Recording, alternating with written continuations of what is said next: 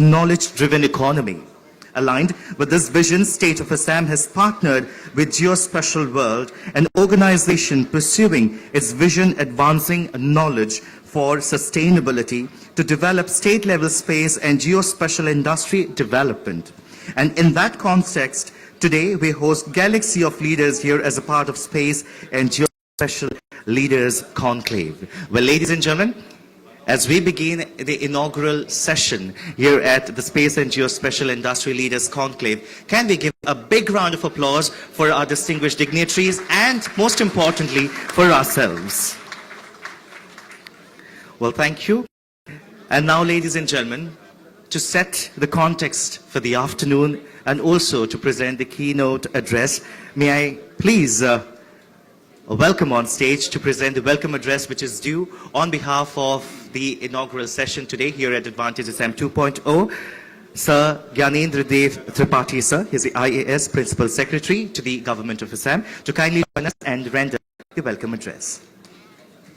Thank you, and very good afternoon to all of you. So today we have our Honorable Revenue Minister, Sri Kesab Mohanta sir, and I welcome sir for this meeting. Our Honorable Transport Minister, Sri Jogen Mohan sir, and he is in our midst. Professor and Dr. Srikant Sastry sir, who is a very, very renowned geospecialist and rather a kind of transformative leader in the geospatial mission of the country. So welcome Sastry sir. And then we have our Surveyor General of India, in fact, a very glittering personality, our Hitesh Makwana sir, and he's Surveyor General of India, who is in the foundation of making maps of the entire nation. So welcome to Surveyor General of India, Sri Hitesh Makwana sir. My batchmate, Mr. Kunal Satyarthi, he is another person who is driving the land in a big way, and he is Joint Secretary in the Department of Land Resources, Government of India. I welcome Sri Kunal Satyarthi, who is there. Our dearest friend, Mr. Sanjay Kumar, in fact, but for him, this the whole thing would not have been possible. So he is the brain behind it. In fact, whenever we are talking about the hardware, so hardware can be many, but he is the software who has brought this particular whole paraphernalia onto this stage, and we all are here. Now I am turning to the audience. The people on the dais I have already introduced. Turning to the audience, and then first I would like to welcome the meritorious students. And when I use the word meritorious student, each of the student or the researcher who is sitting in this hall has come through a process, and by proving the merit, in fact all of them, they have taken a quiz, and in quiz they have performed well, and that is why they have been selected and they are here. Welcome to your prowess and welcome to your intellectual capability, welcome to your merit. So thank you to the students and researchers who are here.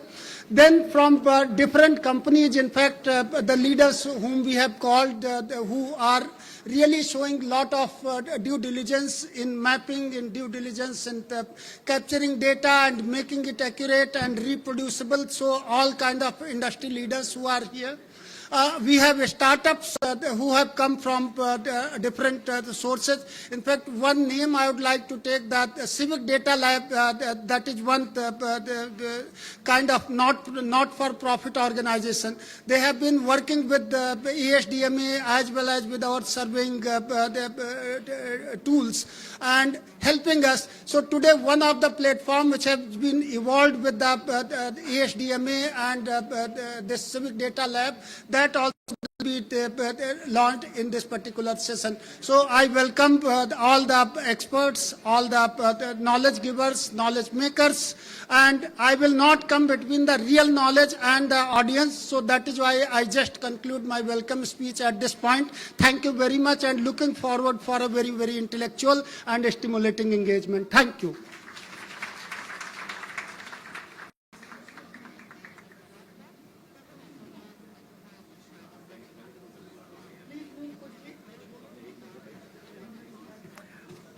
Well, thank you very, very much, sir. Now, ladies and gentlemen, we proceed ahead with the felicitation of all our distinguished dignitaries on stage. So I kindly request Sri Gyanendra Dev Tripathi, sir, to kindly step forward and felicitate all our distinguished dignitaries we have today. To begin with, ladies and gentlemen, we'll be felicitating Shri Keshav Mohanto sir. We also have in the midst of us Shri Jogan Mohan sir, Shri Shrikant Shastri ji. We have Shri Hitesh Kumar S. Makhwane sir. We have Shri Kudal Satyarthi sir. We also have Shri Sanjay Kumar sir with us to felicitate.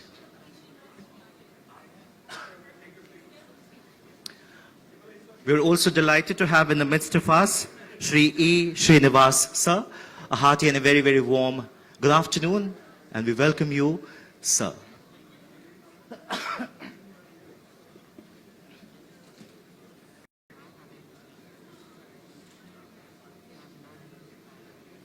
Ladies and gentlemen, this indeed is a moment of immense pride and great pleasure to be a part of such a humongous and such a massive investment and infrastructure summit. And it indeed is a great honor at the same time to have such stalwarts and senior shore come under one roof and rejoicing and talking on subjects which indeed is the driving force of tomorrow for our part of the region.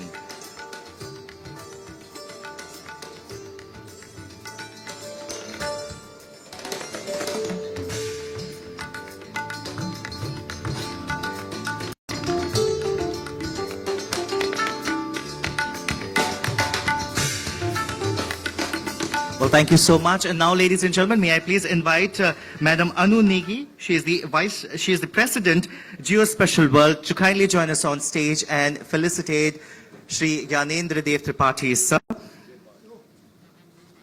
He is the Principal Secretary, Revenue and Disaster Management Department and CEO, and also the host of this session. So, a big round of applause, ladies and gentlemen, everyone present here. Because we know Gyanendra sir as somebody who's absolutely meticulous and indeed very, very immaculate in executing anything that he is in charge of. So this indeed is a great, great pleasure, sir.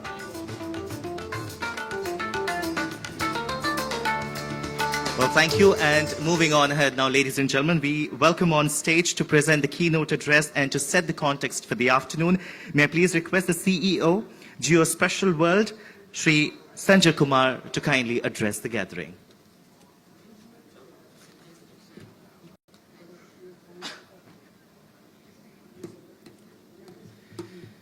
Namaskar. First of all, thank you very much to Assam government for giving us this opportunity to host this very futuristic session on space and geospatial technology. Honorable Ministers, Honorable Surveyor General, Kunal ji, and other dignitaries, Shrikant Shastri ji. We have amongst us the public policy leaders, the government leaders, leaders of the technical organizations, and also the leaders of the departments which are doing mission programs in the field of geospatial technology. Well, normally I do not like to present, but today I want to use some slides to talk to you, primarily because of the interest of the students. First of all, many congratulations to all the students who have been selected through this statewide process and they have come here. You may find some of these slides as kind of triggers for you to think for your career and your business entrepreneurship in the state.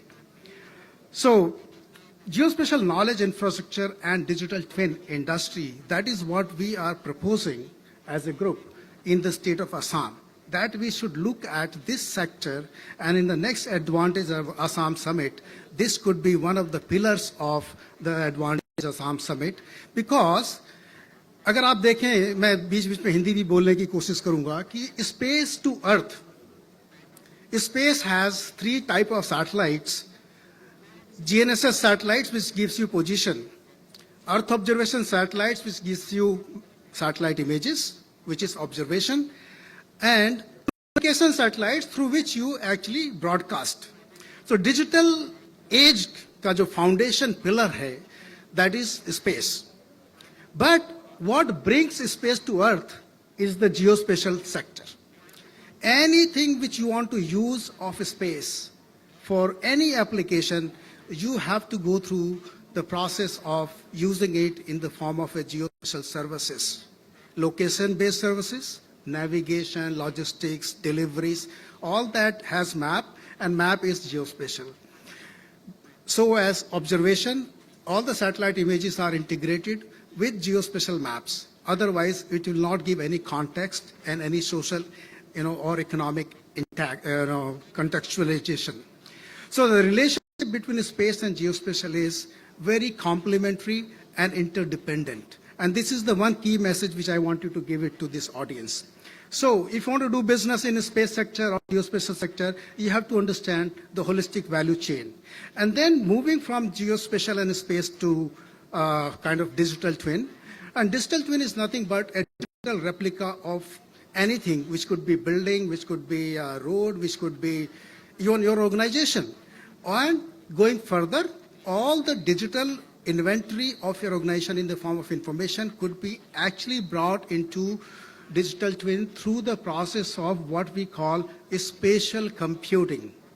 Spatial computing, and especially for the students to understand, we all get very excited with AR, VR, AI, ML, cloud, big data.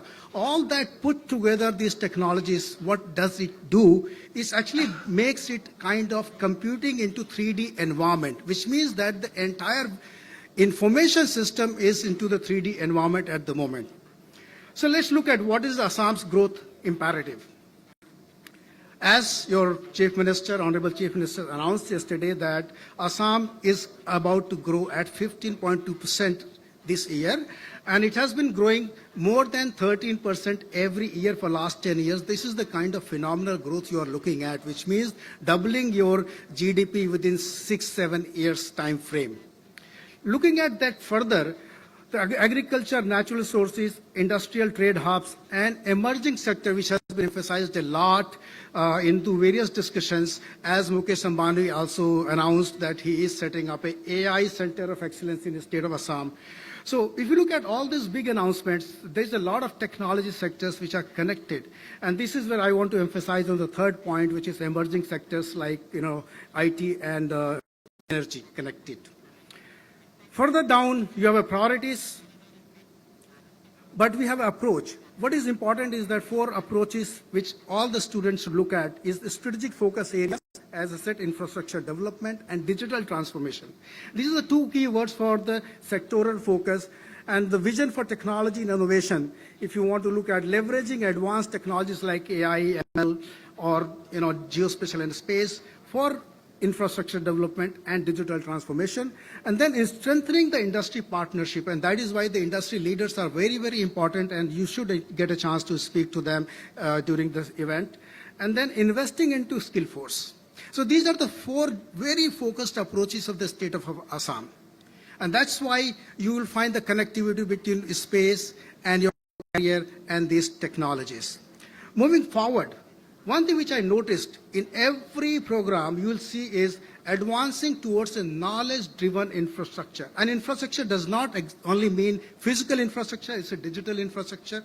It's any kind of infrastructure you're building, your employment infrastructure. So you're looking at a knowledge-driven economy, right? So knowledge-driven initiatives, kind of 4, resilient and climate-smart infrastructure. There's a lot of focus on sustainability in the state. Of course, efficient land management. There's a lot of focus on land management because land provides you the base of understanding this state of Assam and its resources and its assets. And then smart connectivity solutions. Connectivity in terms of transportation is very important, from air to railway to highways to your home. That how you are going from place to place, and that integrated transport modeling, and then enhanced investment in attracting into data-driven technologies. So that's the 4 major initiatives of the state. Now looking back, so when you're talking knowledge-driven economy, knowledge-driven approach, that's why we bring to you geospatial knowledge infrastructure. Geospatial knowledge infrastructure and a state-level digital twin is something what we have to actually advocate for. And I'm not advocating is out of any context. If you look at the National Geospatial policy, you'll find the references of these two terms later on. Indian geospatial market is going to be about 1,100,000 crores by 2030, which is currently about 40,000 crores, but it's going to be about 100,000 crores. But I want to emphasize more on this is that more than this size of the market is actually the export of geospatial services coming to be in the same time. So almost you will see 200 to 250 lakh crore economy of geospatial sector. I'm talking specifically which is the economy which is going to be there in the whole nation, and a bit of that pie and some kind of major chunk of that pie could be part of the Assam state strategy. And why it could be? Because I'm going to the policy pillars, 3. We have a foundation, the 2025, of course, our will speak about more about this. But we are also aiming, as per the geospatial policy, to create a geospatial knowledge infrastructure by 2030, and we are looking at creating a national digital twin by 2035. So all these are actually very structured, thought-processed directions. So what we are talking today to you is actually for your future, because in the next 5 to 10 years, you can actually leverage these opportunities to build your career. So just some snapshots, I know I'm short of time. So this is the kind of whole architecture of digital twin and geospatial infrastructure. So how many technologies come together? And that's what I said, spatial computing, like you are computing into 3D environment. Everything you will see in 3D. And these slides will be available to you as part of, conference. Probably we have no hesitation in sharing that. Let's look at Assam pilot state. I want to propose, with honorable ministers and all the senior bureaucrats and stakeholders of the state, Assam should go for a kind of a state for geospatial and space innovation. Actually aim to develop an Assam state geospatial infrastructure and digital twin. And that should actually provide the foundation for governance, development, security, and management of the state. And that's my request and call for. But how we can do is, first state to develop the state-level geospatial policy. We are almost very close to announce that, and the state is working with that policy. Then looking at policy which is aligned with national space policy, national geospatial policy, national data policy, national drone policy, and then moving towards state geospatial knowledge infrastructure and digital twins. So what we have seen in the policy of the government of India, we should actually implement that at state level, and that is why you see the representative of the user ministries and the mission mode programs are here. They will talk about national geospatial programs and attractive funding. Actually looking at attracting foreign direct investments as well, because of the large pool of human resources which we have in this state. I want to just leave, in this level where creation of Assam State Industrial Development Board, partnership and collaboration with national geospatial organizations, is streamlining project biddings, enhancing local manufacturing capabilities, boosting international competitiveness, fostering public-private partnerships, and promoting geospatial literacy and skill development. These are the very important ingredients of the Assam state geospatial infrastructure. And if we do so all, it will be kind of benefiting to all of us, but that will also look at actually creating a very strategic impact into the Assam state development, be it in the field of disaster management, water resource management, agriculture, urban development, forestry, or infrastructure. All these priorities areas will be covered by one map, one state, one map. What I want to emphasize one again to GD Tripathi and other stakeholders, that look at bringing all the information into one state level geospatial map. One state, one map, and which can be used by the government, could be used by the businesses, could be used by the citizens. So this is the call which I want to give. And all the students, please find your future in this, because you are the ones who are going to take it forward. With this, thank you very much.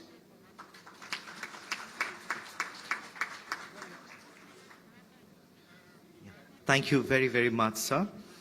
He indeed set the tone for the entire afternoon's context. Well, now, ladies and gentlemen, we step onto something very, very important, a very important and special segment, because on The 17th of February this year, there was an online quiz which was laid out, which was spread out, and there were many young flair minds who participated, and out of the entire lot of students, or rather, this included the students, the college students as well, and the research scholars. Out of all the participants, there were 3 shortlisted participants who will be awarded this afternoon. And to present the award, may I request Honorable Minister of Transport, Hill Areas, Cooperation and Indigenous and Tribal Faith and Culture Departments, Shri Jogan Mohan Sir, to kindly step forward. And we would request the students to kindly join us on stage. May I please invite Siddharth Raut to kindly join us on stage. Many, many congratulations, Siddharth Raut.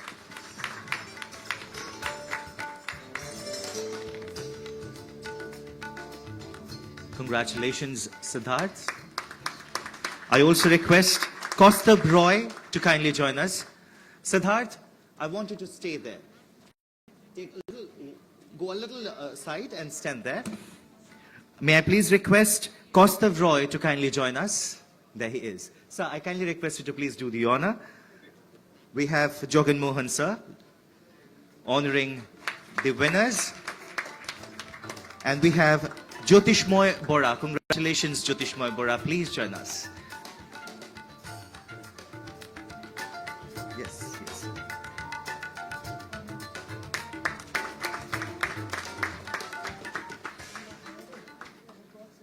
Many, many congratulations. Well, sir, Jogan sir, I would request you to kindly take a position because we want to capture this moment and officially capture this moment. I would request all the 3 winners to kindly step forward and pose for a group photo. This is a moment, ladies and gentlemen, we would want to keep it safe and quiet because they are the ones, they're the driving force of tomorrow for our motherland. Many, many congratulations. You may please take your respective seat. And with this, now, ladies and gentlemen, I would request for the inaugural address, Shri Jogan Mohan Sir, Honorable Minister of Transport, Hill Areas and Cooperation and Indigenous Tribal Faith and Culture Departments, to kindly address the gathering.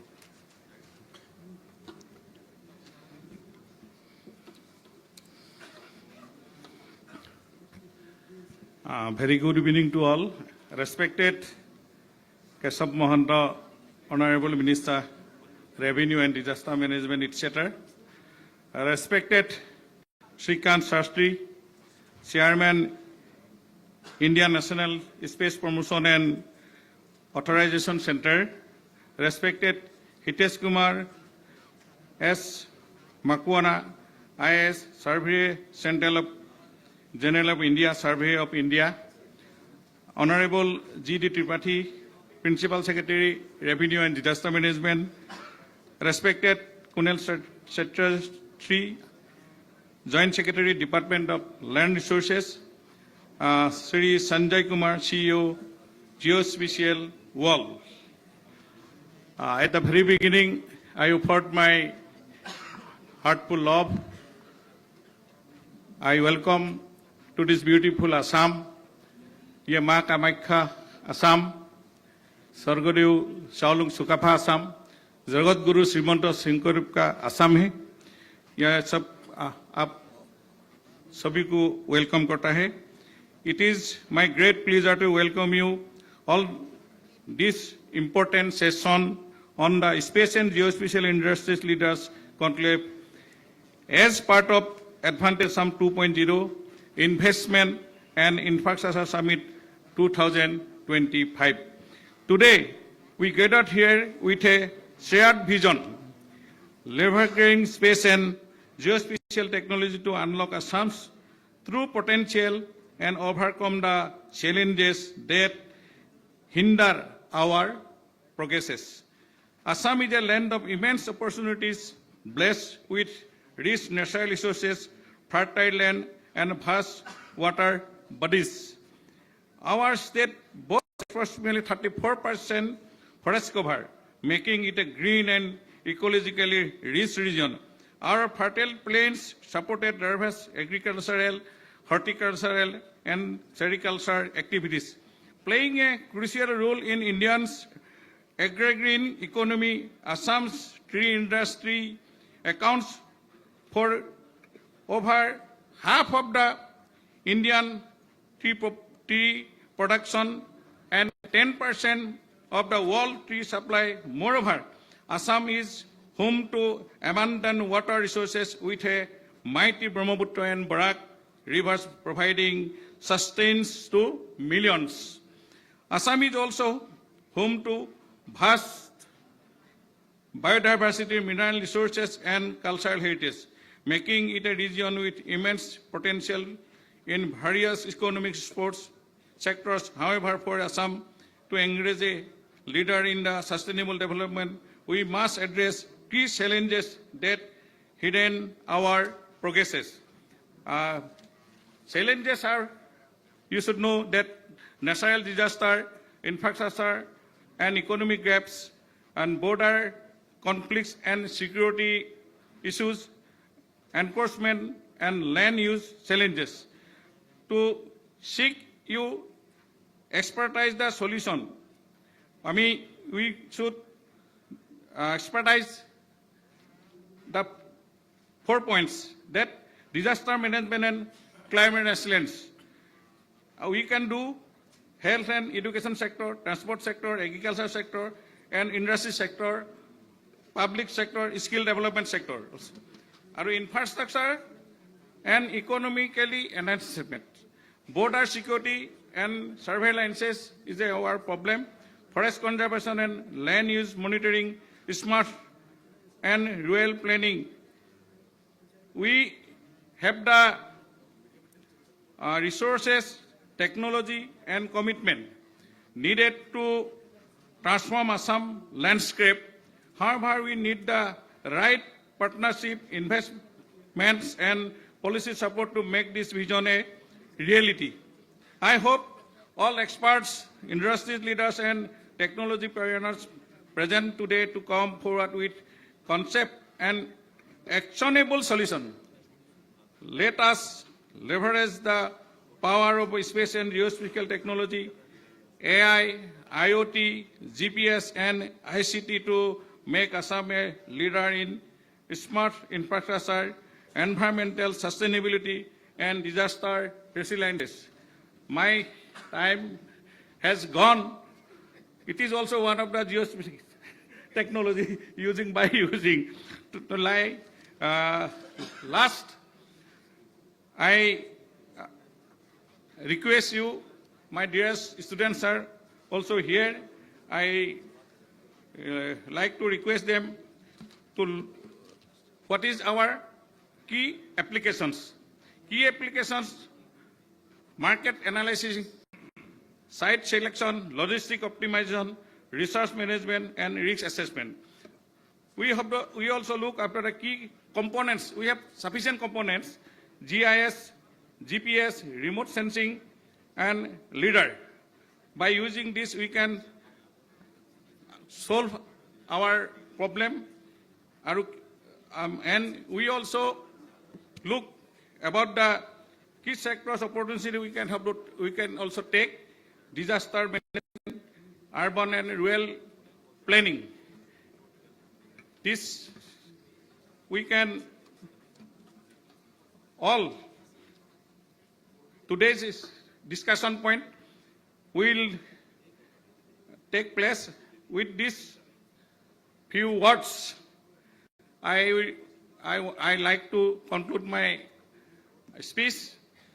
Thank you all, and I look forward to an engaging and insightful discussion today. Successfully, it will be finished. I congratulate everybody sitting here, dignitaries, and also the participants, and also my dearest students. I thank you, and to all blessed by Government Ma Kamakya bless you. Thank you. Okay, thank you. Well, thank you very, very much, sir. Well, ladies and gentlemen, and especially this one's for all the students, I have a quick announcement to make. Well, the winners here, the top 3 winners who's honored here on stage, the cash prize would be transferred to your bank account soon after the session is over. And however, the 100th position holder You may please collect your certificates soon after the session is over. Well now, ladies and gentlemen, moving on ahead with something very, very important and very special that we all have been waiting for, because it's the launch of the IDS-DRR platform. Well, ladies and gentlemen, we have in the midst of us our Honorable Minister for Revenue, Disaster Management, Information Technology, Science, Technology and Climate Change Department, Sir Keshav Mahanta, sir. I kindly request you to please step forward. Along with sir, I would also request the CEO, ASDMA, and he's also the Principal Secretary to the Government of Assam, Shri Gyanendra Dev Tripathi, sir, to kindly step forward. And we also have Shri Gaurav Godwani, the co-founder and Executive Director of Civic Data Lab, to kindly join us on stage. Keshav, sir, I kindly request you to please step forward and launch the most awaited platform, the platform of IDS-DRR.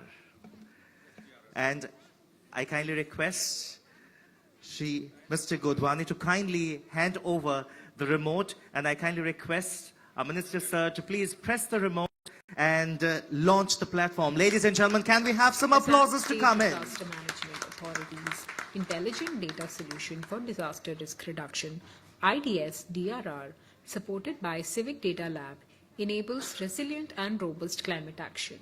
IDS-DRR brings together diverse high-value data sets to help identify and prioritize resource mobilization and other actions for mitigating the impact of climate change on the most vulnerable communities and geographies. It helps assess a flood risk score, which is calculated as a function of hazard, exposure, vulnerability, and government response. The platform leverages AI to transform this data into a monthly flood risk assessment for each district and revenue circle of Assam.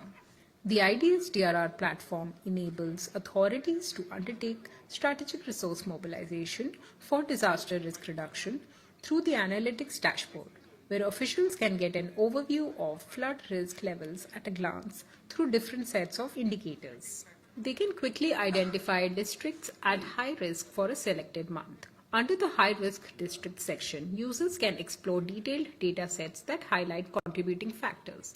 Additionally, they can analyze data at a granular level of a revenue circle. It offers multiple visualization options, including bar charts and tables to correlate multiple data points. The datasets repository is an open access all-in-one resource of 14 different types of flood-related datasets. Through the tenders dashboard, officials can analyze flood-related public procurement data across line departments, districts, and seasonality. This helps them understand resource distribution for both immediate relief and long-term resilience. Civic Data Lab has worked closely with authorities to strengthen the adoption of data-driven practices in disaster risk reduction. We work at the intersection of data, tech, design, and social science research for enabling data-driven decision-making process and improving citizen engagement.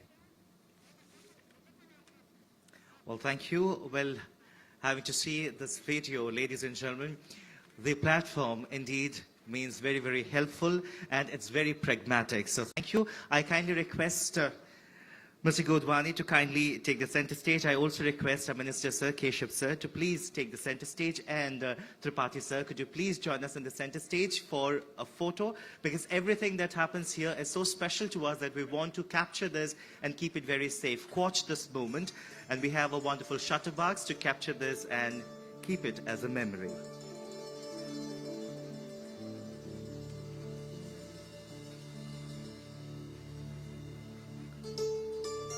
Well, thank you very much, Mr. Godwani. You may please take your seat. Tripathi, thank you very much. You may please take your seat. And now I request a special address, ladies and gentlemen, by our Honorable Minister of Revenue, Disaster Management, Information Technology, Science, Technology and Climate Change Departments, Keshav Mahanta, sir, kindly address the gathering.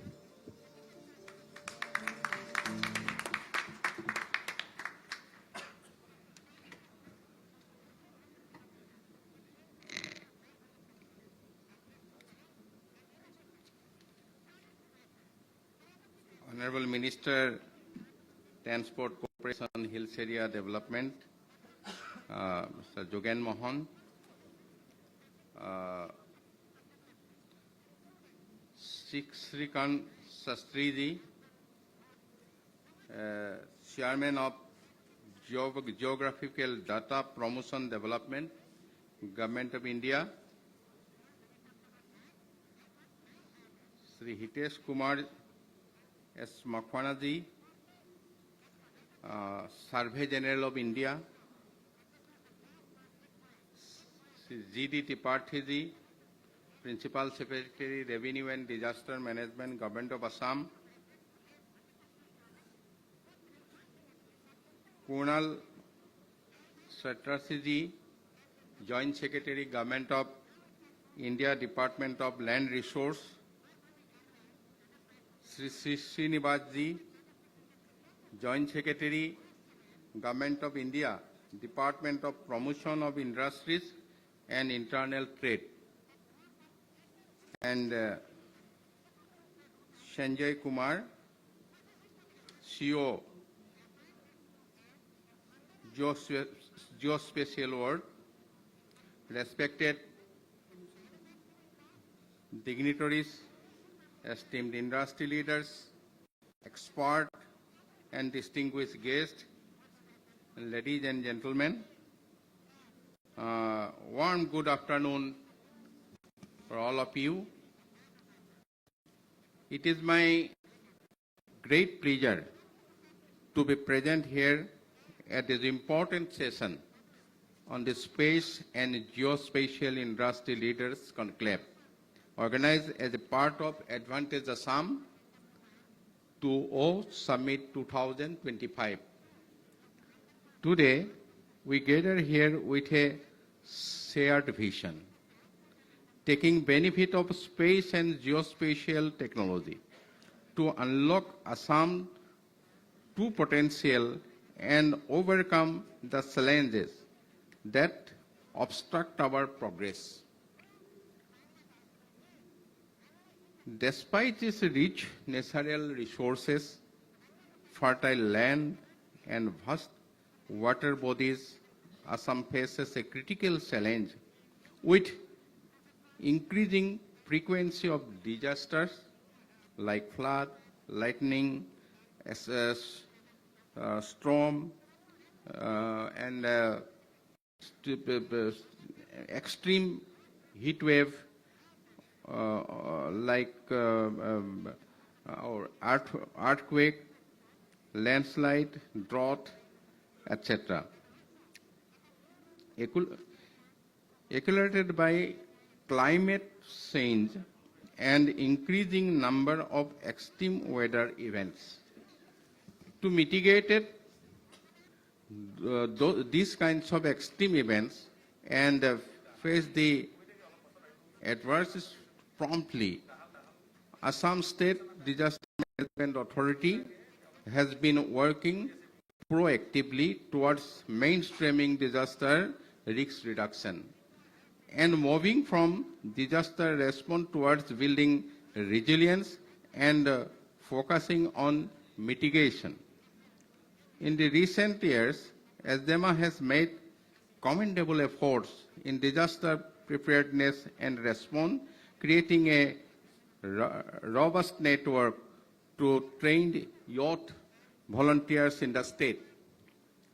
Nowadays, artificial intelligence play an important role to mitigate the risks and disaster preparedness. In response part also, AI technology-based equipment helps identifying the risks which need to be cared of.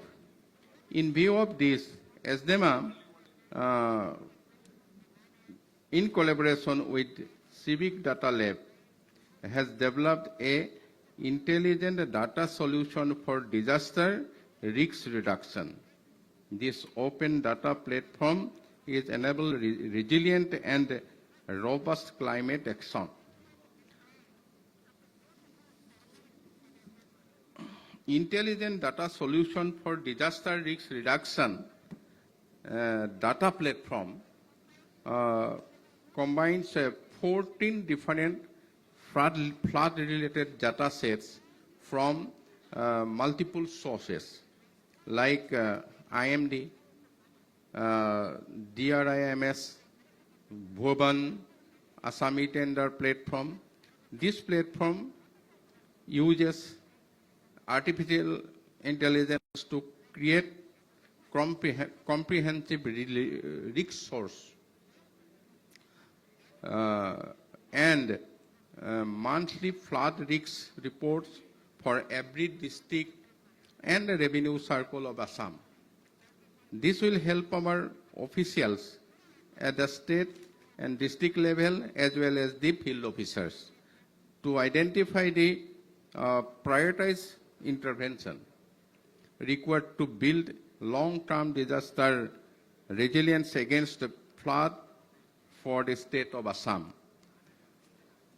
With launching of this IDS DRR platform today, Revenue and Disaster Management Department, Government of Assam and SDEMA will be equipped with more artificial intelligence-based tools for handling disaster management, planning and risk reduction. I would like to thank Civic Data Lab for their collaboration and developing this IDS DRR platform and look forward to future cooperation in many unexplored areas of disaster risk reduction in the state. I welcome panelists, experts, and entrepreneurs in the geospatial field participating in this important session. Your valuable ideas, guidance, and cooperation will continue to encourage us in the coming days. Once again, I thank all of you. Thank you. Well, thank you very, very much, sir. Well, now, ladies and gentlemen, moving on ahead, we have a few dignitaries, or rather industry experts, to join us here on the podium and share the keynote address. To begin with, ladies and gentlemen, may I please invite the Chairman, Geospatial Data Promotion and Development Committee, Shri Shrikant Shastri, sir, to kindly join us and address the gathering.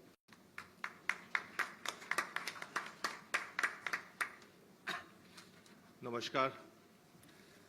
Honorable Sri Keshav Mahanta, Honorable Sri Jogen Mohan, Sri G.D. Tripathi, Principal Secretary, Hitesh Makwana ji, Survey General of India, Kunal Satyarthi ji, Joint Secretary, DOLR, E. Srinivas ji, Joint Secretary, DPIIT, and Sanjay Kumar. It is a pleasure to be in what was described earlier as beautiful Assam and high potential Assam.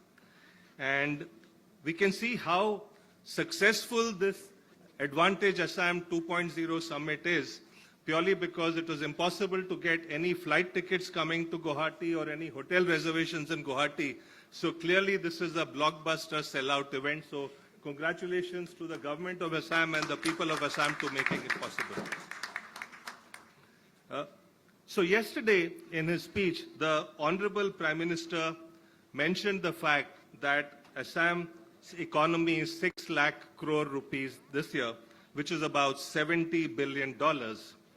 And he also said how Advantage Assam is a mega campaign to connect the world with the potential and progress of Assam, something which may not have got enough attention in the previous years. Similarly, the Honorable CM in his speech said Assam had one of the highest growth rates at 15.2% GDP growth rate this year. And by 2030, it will be a $143 billion economy, which is double from what it is today in 5 years from now. So important to remember that the two technologies we're discussing today, space and geospatial, have a big role to play in making this a reality, in helping Assam double its GDP base. I would like to thank Sanjay Kumar ji for right at the beginning explaining in very simple terms the ABC of what space and geospatial data is. Sometimes it is not clear, sometimes it is confusing, so I want to thank you for that. The honorable ministers have described some of the benefits of geospatial data and technology already. And when I look at the agenda, I know that some of my other eminent co-panelists will speak about some of the aspects. Hitesh Makwana ji will possibly talk about how we are ramping as a country the foundational maps and geospatial data in the country through National Geospatial Mission. I'm sure Kunal Satyarthi ji will talk about one important project that is currently underway. It's called Naksha for land record modernization, and I'm sure Srinivas ji will talk about PM Gati Shakti, where geospatial data is used for planning of infrastructure, etc. So I will not repeat any of that. Instead, I want to talk about how the National Geospatial Policy, which was announced in 2022, liberalized the whole sector. We all know when we go back to 1991, how the liberalization of the economy really gave a boost to India. And it is our belief that sector by sector, if you do that now, many more avenues are going to open up. So the National Geospatial Policy, which liberalized the sector, what is it, this policy? It makes available all the geospatial data, which in the past was accessible only to government. Suddenly now, private sector can access it, startups can access it to build successful businesses around it. So you can imagine the potential. But more important, for most of India, which is still needs a lot of development, geospatial data and technology can help to develop our economy, to help develop our society. So data and technology is not just an end in itself, it is a means to help develop our society. Certainly, disaster management, which is an important launch today, is an application. But let's talk about how geospatial data and technology can bring direct benefits to key sections of our society who deserve it. Farmers, youth, rural artisans, women, how can they benefit from this? It is this philosophy that led us to create a set of pilot projects this year under the National Geospatial Policy, and this pilot project is called Operation Dronagiri. Now, Dronagiri is basically the mountain that Lord Hanuman flew from Sri Lanka to bring the Sanjeevani booty back. So why did we pick the name Dronagiri? Because he had location intelligence. This particular mountain has the Sanjeevani booty, and therefore he went to get it. So in modern days, if we can make similar data and location intelligence available to everyone in this room, imagine the possibilities.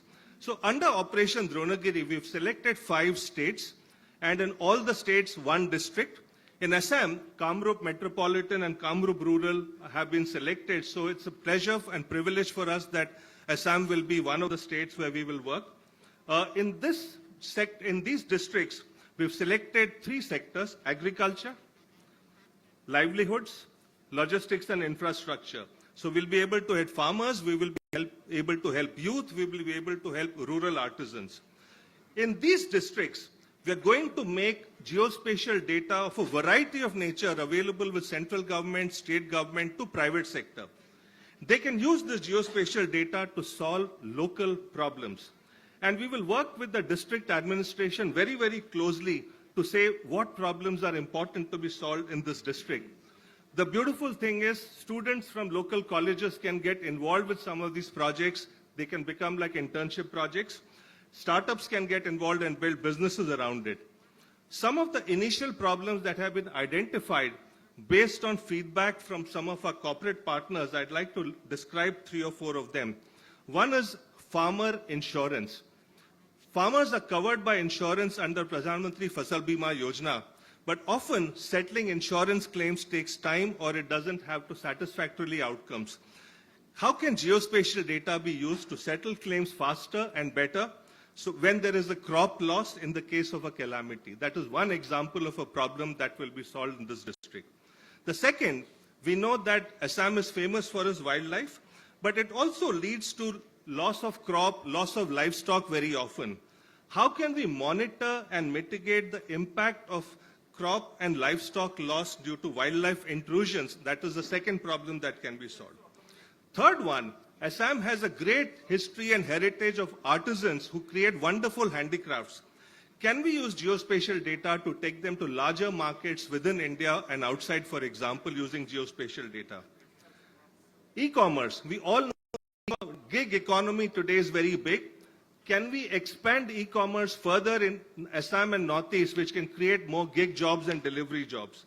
So these are examples of how geospatial data can solve specific local problems. But this is just the beginning. Over the next few weeks, we will sit down with the district administration to identify other local problems that can be solved using geospatial data and technologies. On that note, I would like to once again thank the organizers, Government of Assam, for making this conclave a part of Advantage Assam. Thanks to the intervention of Sanjay Kumar of Geospatial World, all that is possible. One of the things I would like to suggest to the district administration in Kamrup Rural and Metropolitan that we'll be working with, also to the honorable ministers, that once we launch these pilot projects of Operation Dronagiri here, on the back of that, I can see a possibility of how the state geospatial policy can be created in the next 1 year and be ready for launch at the next Advantage Assam 3.0. And on behalf of everyone here, I would like to request your cooperation and support and look forward to working together and contributing to a $143 billion Assam economy by 2030. Thank you very much and have a good rest of the afternoon. Well, thank you very, very much, sir. Moving on ahead, ladies and gentlemen, may I please invite Shri Hitesh Kumar S. Makhwana, is the IAS Surveyor General of India. Ladies and gentlemen, please welcome sir for his address. Good afternoon, sir.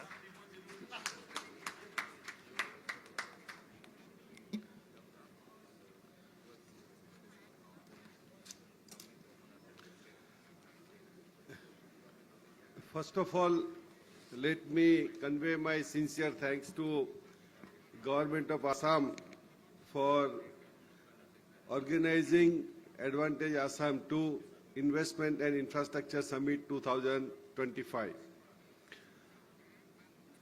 I am also thankful to Government of Assam for giving opportunity to Survey of India to speak, to give keynote address on this momentous occasion. Respected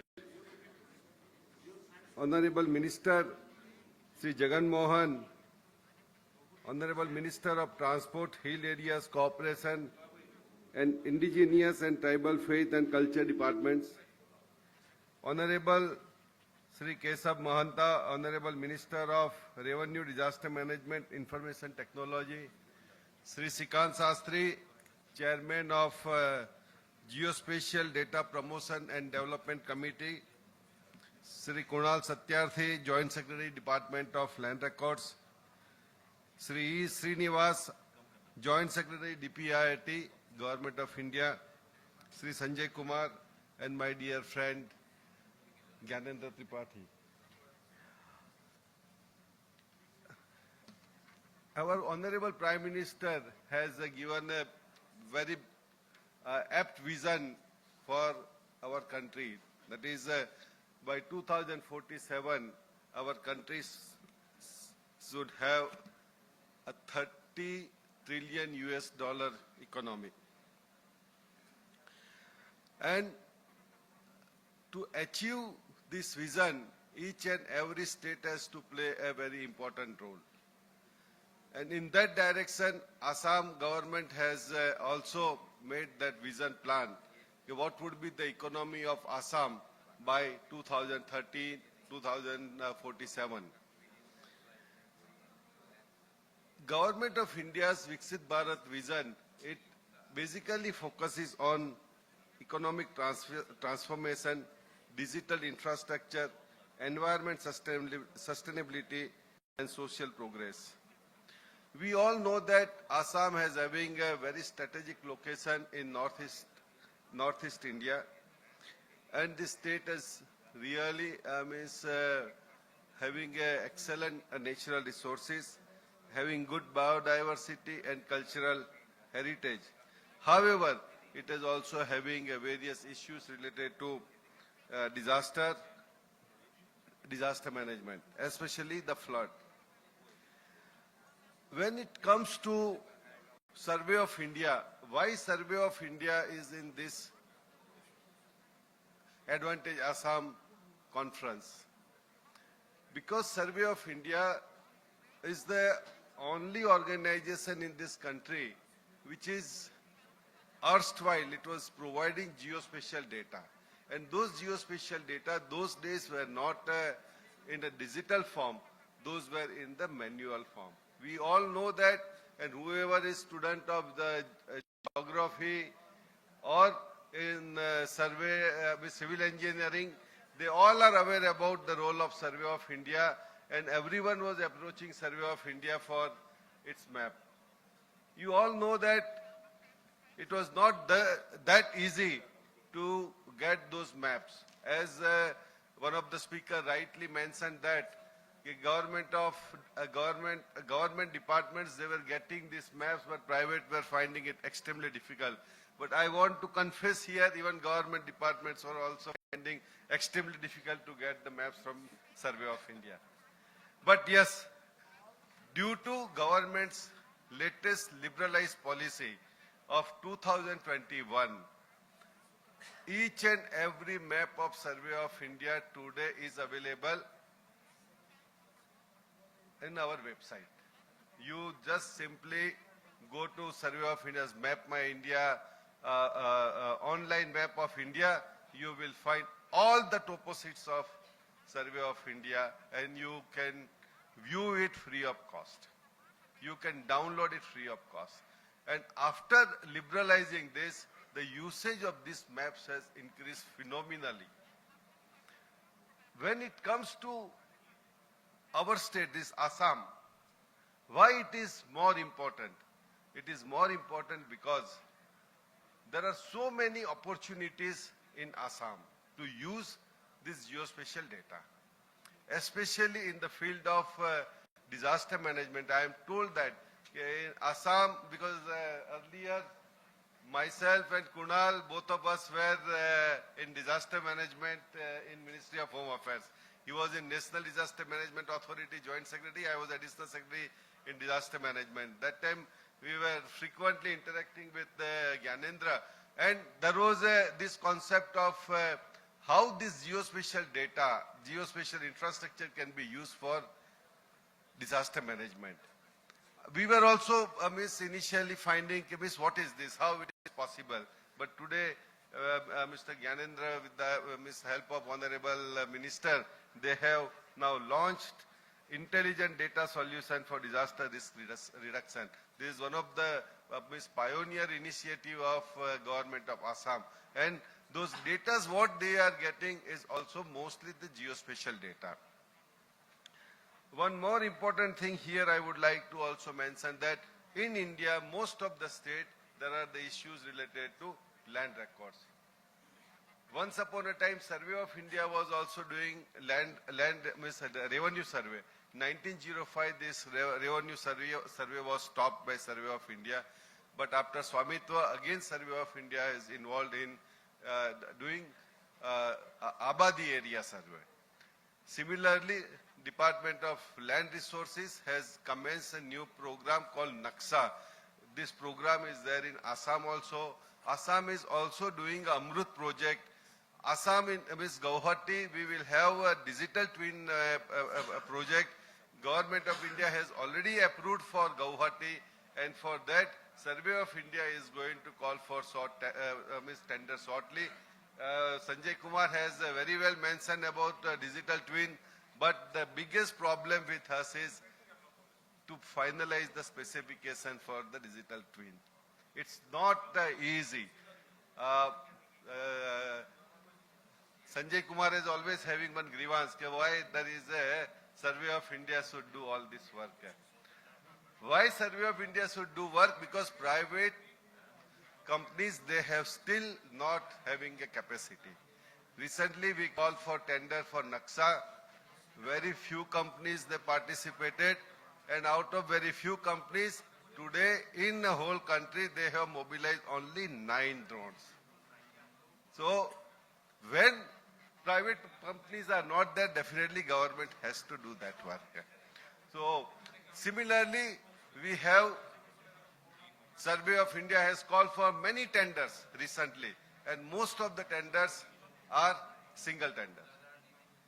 Reason being, because in India, private players are also not that much strong in this particular field. Here, we are seeing representative of so many geospatial industries leaders. Definitely, they may take this message and propagate that there is a huge opportunity in geospatial sector in our country. Government of India has also, many of you might be knowing that National Geospatial Mission has also announced during this budget, and for that on 6th of March, Government of India has also post-budget webinar on National Geospatial Mission. Whoever is interested, we will provide this webinar link. They can also access to that link. Advantage Assam, this is one great opportunity for even geospatial sector, space and geospatial sector leaders. Here you have lot of opportunities. Government is very, very proactive. I came here some 3 months back, had a discussion with Chief Secretary and Revenue Secretary. And that time this idea of Advantage Assam was conceptualized, means it was under process. But to include this as also one of the theme, that is that whole credit goes to Chief Secretary Sanjay Kumar and Mr. Tripathi. This is what proactive administration can provide opportunities in various sectors. Survey of India is always available on back of your call for doing any work. Once upon a time, we were very, very conservative organization. Today, we are very, becoming very open. Just now, Kunal Satyarthi was telling that, sir, it is very difficult to catch you because, we are going across the country, meeting state government officials, how we can be helpful to state government officials. Here also, we also want to do same thing for the Assam. As chairman of GDPDC already mentioned that in Kamrup district, we are having Operation Dronagiri. This is only on pilot basis. Once that pilot is successful, that will be scaled up to whole state. Whole country, we have 6 districts selected.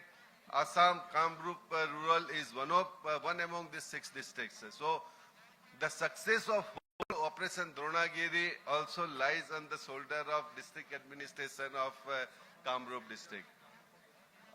That is a greatest opportunity for Assam because whole Survey of India and various government agencies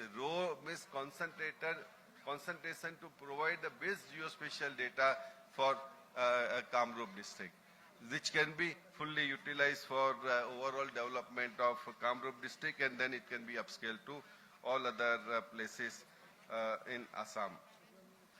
We have also National Geospatial Policy. I request Government of Assam, when they formulate their geospatial policy, they may look into this geospatial policy. If there are any lacuna in National Geospatial Policy, can be rectified in state geospatial policy, then then this sector will become more vibrant. They have, Mr. Sanjay Kumar in his presentation already mentioned that a geospatial investment development board can also be established in Assam. This is also one of the good suggestions. That national level also we are in the process of establishing Geospatial Investment Development Board. Similarly, there is a National Geospatial Skill Council is under process. Point what I am making, this field is very, very emerging field. It is having a tremendous use in infrastructure establishment, creation of modern land records, disaster management, urban planning. All these sectors, the geospatial data has various opportunities. So with this, I have overshooted by 2 minutes, 3 minutes, but I thought, Mr. Survey General of India, earlier we were not getting opportunities to speak, so let me make it our best, make up those lost time in talking more. So thank you very much, and this is one of the excellent arrangement, and I convey my sincere thanks to Government of Assam for making this kind of excellent program. Thank you very much. Well, we extend a big thank you to you, sir, for joining us and gracing the occasion. Well, ladies and gentlemen, moving on ahead, may I now invite on stage Shri Kunal Satyarthi, sir. He is the Joint Secretary, Department of Land Resources, Ministry of Rural Development, Government of India, to kindly share the keynote address. Ladies and gentlemen, please welcome Shri Kunal Satyarthi, sir.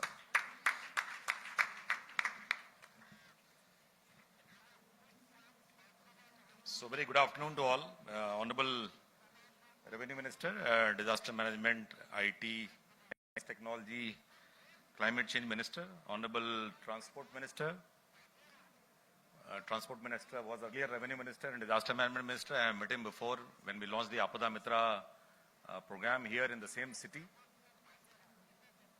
My colleagues, Gyanen Tripathi, dear friend and a batchmate, for inviting me to this beautiful gathering. Ritesh Makwana sir, Survey General of India, Sanjay ji, who has been key in organizing this conclave after our lives that you have to attend this program. So both Sanjay ji and Gyanendra made a potent force to make sure that everybody is present here. Shrikant Sastri ji, Chairman of GDPDC, leading the whole geospatial work that we are doing in Government of India and also in the states, and the Operation Dronegiri.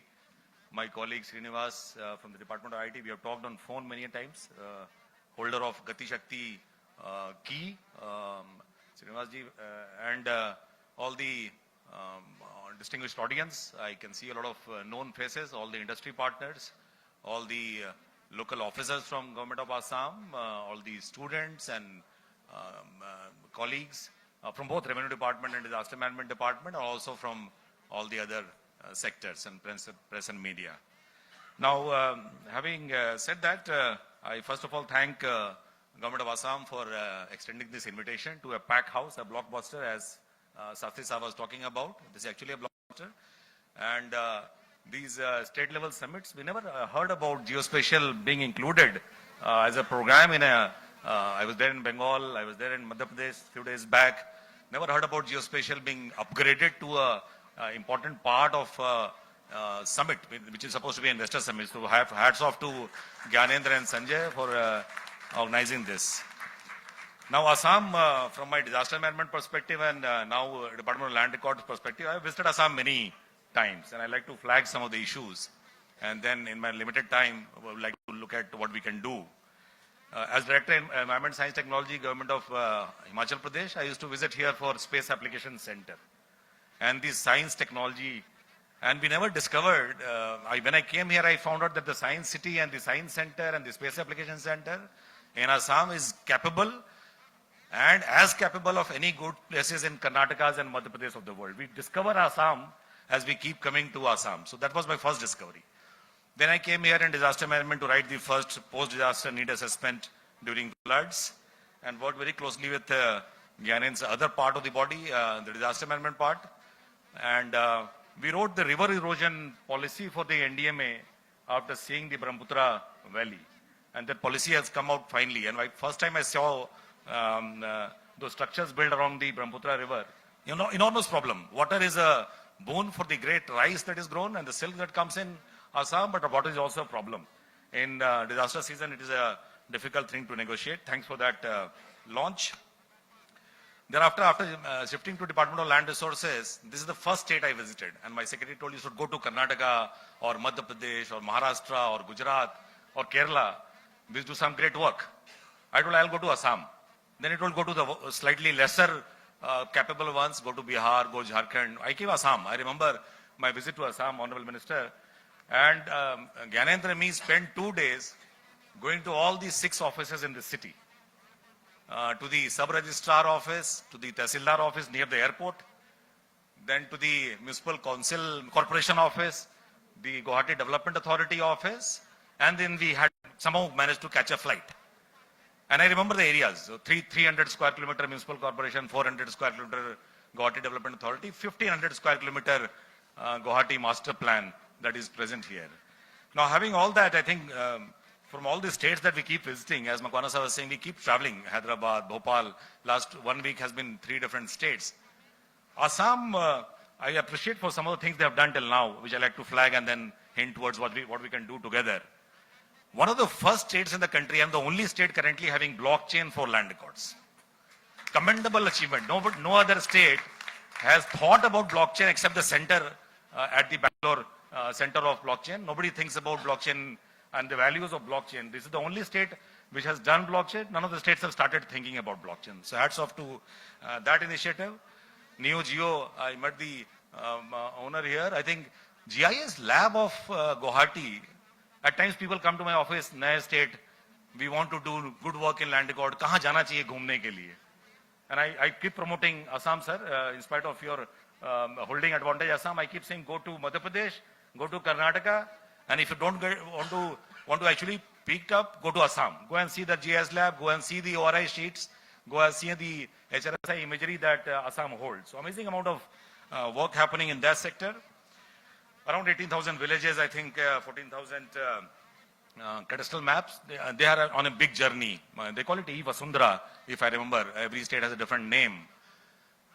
And at times when we discuss in Department of Land Resources, Government of India, we think Assam is going extremely fast, extremely overboard. And the question is, would they be able to do this kind of program? Complete Assam has been mapped by ORI, by flying drones. The only nearby state is Haryana, which was held by Survey of India's help. This state has done it on its own. So, amazing achievement. They are moving on the right platform. This is the clock keeps ticking. I'll come to some of the suggestions. As was told, I will not repeat what has happened till now. We are running a large program called Naksha, which is looking at urban land record modernization in the country. I don't call it modernization, I call it creation of land records. 10 cities are participating from Naksha. Naksha has an incentive of 5,000 crores for this year. I was calculating Assam could easily get 135 crores just from implementing ORI sheets and doing a ground truthing. I'm in fact going tomorrow to a city called, if I can know it correctly, Mangalgoy. I'm going tomorrow to spend the whole day in that city and look at what they're trying to do. We don't at times believe in Delhi that Assam is doing so much great work. So Naksha is a good program, sir. Launched on 18th of this month by the Honorable Cabinet Minister and the Minister of State, and all out of 152 cities, 128 cities launched the program on that same date. All of them are on track. Now, in the limited time, sir, a few suggestions from my side for moving ahead in this direction. We set up a center of excellence at the erstwhile Assam Survey and Settlement office that you have. We have funded creation of 10 manpower. I would like to personally, and we would like to support that, to make it into a Northeast Center of Excellence on geospatial work, particularly on land records. That movement is very important. I have had conversation with Gyanendra, my batchmate. There is another batchmate sitting in Donor. We can all club together, connive together, and make this happen. So a Center of Excellence for Northeast, the time has come, because whatever is happening in the mainland or abroad, Guwahati should absorb and disseminate to all the 8 Northeast states. So please look into that, sir. There's also a possibility of all the departments are under your purview, Honorable Minister. If you can merge all of them together, the number of licenses, the number of people working on geospatial is enormous, and everybody is working in silos. I visited this city, 4 people in corporation office, 2 licenses, working on some maps. They don't talk to the authority guys. Authority guys don't talk to the land record guys. I think that symbiotic relationship is extremely important. If you bring all of them together in a space application center, you can do wonders. You have required number of people here in the city. You have required number of licenses. Bring them together to do great planning for the city of Guwahati and for the state of Assam. The third important point is about the rural and urban incentive program. Assam has already been allotted 55 crores. We have already recommended, although not till in the paper, but we have recommended around 50 crores more. So 107 crores is coming, has already come to Assam for what they have done in the past. Having said that, my request to both the Honorable Ministers is, please plow back this money into GIS labs, into making your Tehsil offices and SRO offices much more vibrant. This money could be utilized on roads and buildings and whatever, etc. A lot of states are doing that. But please help the cause, today's conclave, by putting this money back into geospatial improvement that is possible at the state level, at the district level. There's a lot of incentive due for urban. Last few points is, I was told we were pushing various states. I want to bring it on record that Assam has gone paperless on registration, one of the few states in the country again. They went paperless, I think, few days back. And all the sub-registrar offices, the e-deed, normally you go to a registrar office, you have to go many times. Go for one paper, e-deed, stamp vendor, deed writer, broker, advocate. We want to make it free of that. I think Assam has moved completely paperless from some date. They would be eligible for 100 crores for that. We like to go back to Delhi and push that case. The other important thing is looking at georeferencing and giving every land parcel in the state a unique ULPIN address. As per my database, Assam has around 63 lakh land parcels, 2 crore rural population, 2 crore 60 rural population, around 60 lakh land parcels. All of them should be georeferenced. They are moving in that direction very quickly. The last but not the least is the hint towards the new incentive that we are writing for the next year.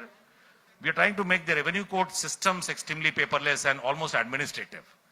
If you want to prolong a particular case, go to a revenue code. You will fight there for 5 years or 3 years. Make it completely paperless, completely integrated with registration system and completely integrated with land record system. The last point that I'll make is, we are looking forward to Assam as we are looking forward to some of the states I can name: Madhya Pradesh, Andhra Pradesh, Karnataka, Maharashtra, Tamil Nadu, Assam, and Bihar. Bihar has done a resurvey program. These are the 7 states that we are watching very cautiously in Government of India. If you succeed in putting all that ORI sheets and 30 centimeter HRSI images and onto your cadastral maps and do complete subdivision and cadastral maps reflect the ground reality, Assam would be a leader in the whole world. So I wish that Assam is able to do that. We at the Department of Land Resources, Government of India, would be supporting Assam. And at times I am told that I am slightly soft towards Assam. I like to be softer towards Assam as we go ahead, not because I have a friend and batchman, because the amount of work and amount of great positive work that is happening in Assam is tremendous. We at times don't comprehend that, but hats off to Assam. Thanks to both the Honorable Ministers and thanks to the Government of Assam for giving this opportunity to share my thoughts. Thank you. Well, a hearty and a very, very warm thank you to you, sir. Well, now, ladies and gentlemen, the last speaker to address the keynote address at the inaugural session. May I kindly request Shri E. Srinivas, sir, Joint Secretary, Department of Promotion of Industries and Internal Trade, Government of India, to kindly join us and render the speech.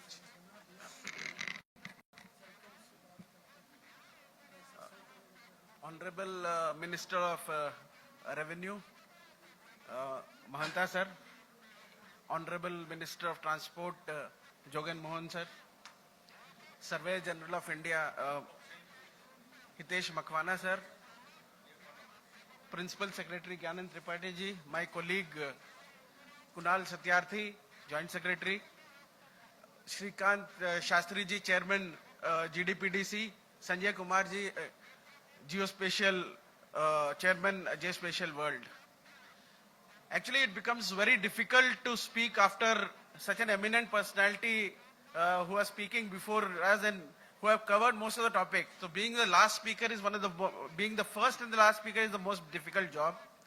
But anyway, I want to just first at the outset, I want to thank the government of Assam for inviting me to be a speaker and choosing a topic which is very close to our department, PM Gati Shakti, choosing this topic of space and geospatial industry.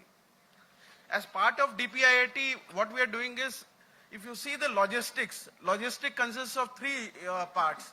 Basically, if you want to have a good logistics in the country, you should have three main interventions. One is the infrastructure intervention, the second is the regulatory and the policy intervention, and the third is the services, which are the truckers, the warehouses intervention. So, as part of Gati Shakti, we are looking after the infrastructure intervention. So, you'll be all the infrastructure assets across the country, whether it is rail, road, power, ports, and all the social sector, whether it is schools, hospitals, Anganwadis, and the economic ministries like coal ministry, steel ministry, all their assets are now mapped on a single portal that is called the PM Gati Shakti National Master Plan. It's basically an initiative which was launched by the Honorable Prime Minister of India in October 2021, where it was decided that all the departments earlier were planning their individual, they were having their planning individually.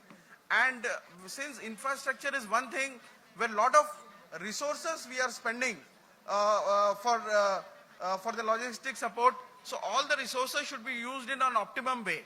So the logistic master plan was devised, in which first all the assets have been mapped, and we have been very successful in mapping most of the department assets, and we thank also Kunal Satyarthi. He has been very helpful in getting the land records also mapped. So as of now, we have got around 15 states which have got the land records also mapped, and we have also got help from the forest department through Parivesh portal. We have linked to the PM Gati Shakti National Master Plan and planned and brought all the assets on this single portal. Now the thing is, the government of India has made it mandatory that any project which is more than 500 crores should be mapped on this portal before it is taken to the cabinet. And even the respective state governments have also got their state master plan, and they have also decided that up to a certain crore project, more than that, that has to be mapped on this plan. The advantage of the mapping on this plan is, so whatever decision you are taking is basically a data-driven decision, and you have got visibility of all the infrastructure works, whether it is central government or state government, the works which are going on in the vicinity. Suppose you are planning a railway line, you got the vicinity key, what are the infrastructure works of road which is being planned, what are the new ports which are coming up, what are the new airports which are coming up. So you got a visibility. So whatever you plan with the intention of multimodality infrastructure planning. So that has been the key initiative of the PM Gati Shakti which we are taking. And as Shrikant Shastri sir has told, we have given certain certain layers. We have extended that to Operation Dronagiri also, to help them the plan for the agriculture and logistics services which they'll be planning. So whatever we are planning, unless it is for the public good, that is more important. So recently the government, as a part of its initiative to make the infrastructure and other assets to the public, they have decided that as part of the budget, they have decided that certain select data layers of the PM Gati Shakti will be made available to the private sector, so that even the private sector is aware of what are the government infrastructure available and the planning which is going on. You can see that not only the infrastructure which is available, whatever the attributes of the thing, like suppose there is a warehouse which is there, central warehouse which is mapped on this portal. You will have what is the size of the warehouse, whether it's a cold chain warehouse, what is the commodity it is handling. All the things are mapped on this. So the government has decided that certain select data dates will be open to the private, so that they can make their own applications which will be for the for the benefit of the industry. Now, the next thing is we have taken this PM Gati Shakti to the district also. Recently, we have launched the district master plan also, where we have opened this platform to the district collectors also, where they'll be planning all the works on this PM. All the district planning will be done on this portal. And one excellent planning which has been done on this portal, and this one was Jogi Gappa Model Logistic Park. It has been in all the three modes, whether it is inland waterway, the rail, the roadways, everything has been integrated into one platform, and it has already come into operational. Now, as we stand at the cusp of new era in digital governance, now it's imperative that we adopt this geospatial technology to a large extent. See, earlier we used to say कि तुम्हारा घर किधर है, मेरा मंदिर के बगल में है, 3 घर छोड़ के. Nowadays we are going at location क्या है, then live location, current location. I don't know where far will go. So, as India's journey is to become a developed nation by 2047 is deeply rooted in infrastructure-led growth and PM Gati Shakti geospatial knowledge in infrastructure. So we are building the digital foundation for the Amrit Kal, ensuring synchronized, efficient and inclusive development across the nation. So let us work together to make this vision a reality. And Assam, since it's the gateway to the northeast, and it's a very important state as far as India is concerned. So the Assam, basically, if you see the position, Assam lies as the heart of India, if you see the exact position. So the development of Assam is very much important, and unless the infrastructure develops as a whole, the investment is basically a function of infrastructure.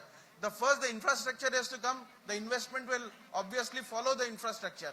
So thank you very much for giving me this opportunity. Thank you very much. Well, thank you very much, sir. With this, ladies and gentlemen, we conclude the inaugural session, but you do not go anywhere because we are still due with an elaborate discussion, a panel discussion. And it is time for me to thank all our distinguished dignitaries to please step down and take their seats. But before that, before you exit the stage, I kindly request all of you to step forward, and I request our shutterbugs, our photographers, to kindly capture this moment as well.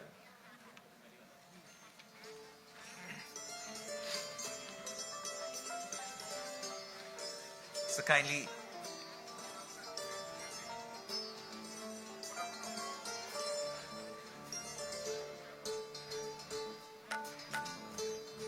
Well, ladies and gentlemen, up next we have something very special, a serious and a very special discussion would be presided over. And hence we kindly request your gracious presence to be felt. And ladies and gentlemen, can we have a big round of applause for all our distinguished dignitaries with us on the stage.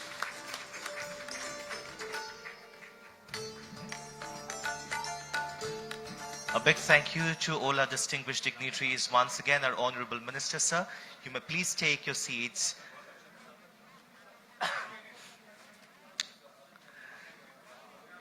Well, ladies and gentlemen, I'm sure you are not tired because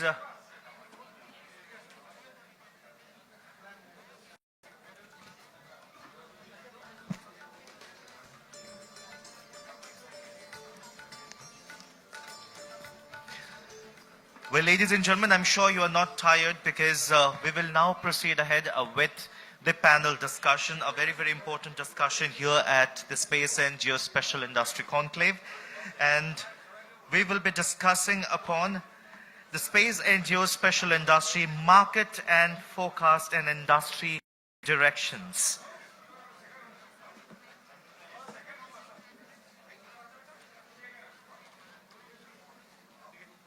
Thank you, sir. Thank you very much.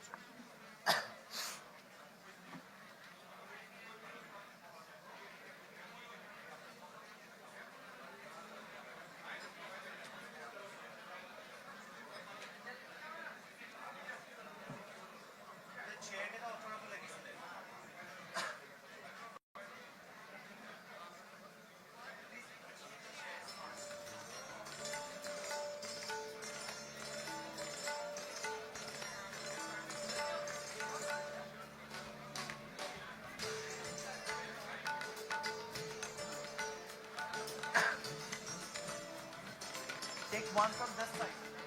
One from this side.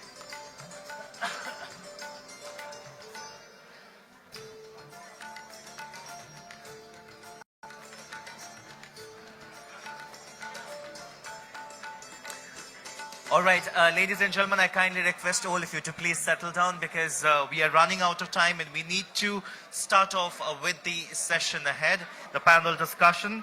As I have stated that we are discussing upon an important subject which is space and geospatial industry, and the topic that we are particularly stressing upon is market forecast and industry directions.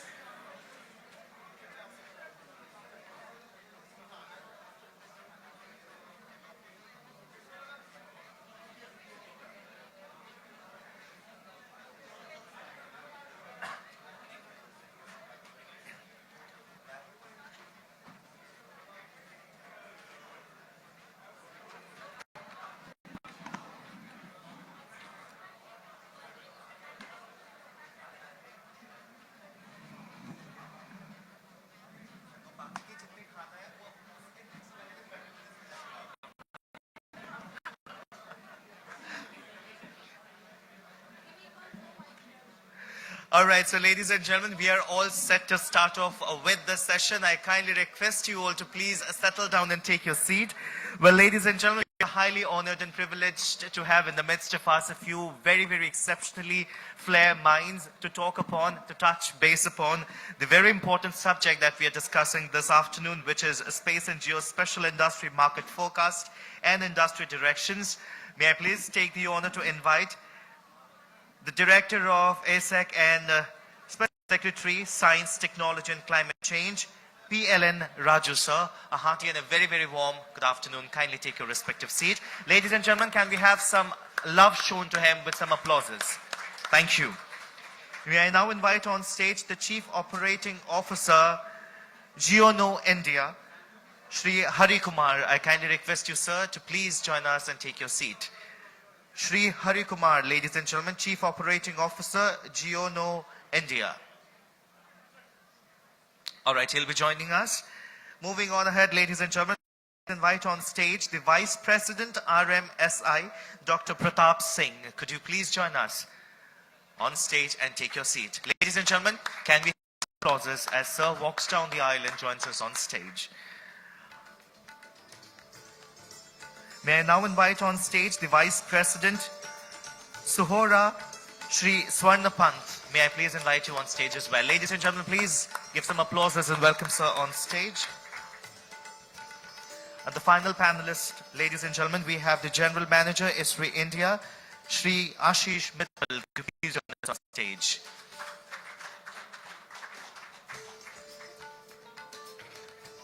Well, we have Shri Hari Kumar, Chief Operating Officer, Geono India, joining us. Kindly take your seat, sir. And ladies and gentlemen, the session will be moderated by Shri G.V. Sri Ramam, Founder and Chief Executive Officer, NeoGeo Info Technologies. A very, very warm good afternoon to all our distinguished dignitaries, our panelists. All right, so ladies and gentlemen, let me also tell you that the first session that we are discussing, I have already say it again, we are discussing or rather stressing upon the points which is market forecast and industry directions, and we have ample amount of time, as in not really, not literally, but if you have some important questions, you may please jot down and counter them once we are done with the first panel discussion. Over to you, our moderator, sir. Thank you very much. Very good afternoon to all of you, and welcome to this panel session on market forecast and industry directions. Today we had a wonderful session in the inaugural where we have heard from eminent personalities of Indian industry, Indian geospatial industry and space industry. So we have heard about many projects. We have talked about Naksha project. We have talked about DILRMP, Land Record Modernization project. We have talked about many projects. Today we have a very eminent panel with us. We will try to dissect what are the various aspects of geospatial project components and how each of these components is contributing to the success of geospatial projects. And also we would like to understand from our panelists what is the size of the market, what is the market forecast, and the direction in which the industry is growing, right? We understand that in any geospatial project when we are implementing, we have major areas covering mapping, modeling of the data, as well as applications which are finally delivering this data to the right users on the ground. So we have panelists from various domains of this area, various technologies. We have among us the data capture companies, we have among us data analytic companies, satellite analysis companies, we have government representation, we have from the software side and the applications. So let me start by asking each of our panelists, what are the industry directions they are seeing in each of their own industry? And also project us what are the overall market directions and as well as the size that they're looking in each of those industries. So let me start with Mr. Razu. He's the sole government representative here. He's the Special Secretary of Science and Technologies and Climate Change. Sir, we would like to understand that we have talked about the National Geospatial Policy and Space Policy that have brought in a lot of openness, and they have opened up the geospatial and space industry. How do you think this policy reform will contribute to the growth of geospatial industry as well as innovation and commercialization? And what are the steps that Assam government is taking so that Assam government can realize the goals and benefits out of this? Thank you, Sri Raman sir. And first of all, I take this opportunity to thank our own Principal Secretary sir for organizing this. It was also mentioned by that Kunal Satyarthi that is the first of its kind space and geospatial industry conclave is organized part of this summit investment and infrastructure. Main thing, as you mentioned, it is already showing the results when you talk about a national geospatial policy. The industry involvement in the developmental activities and all these things.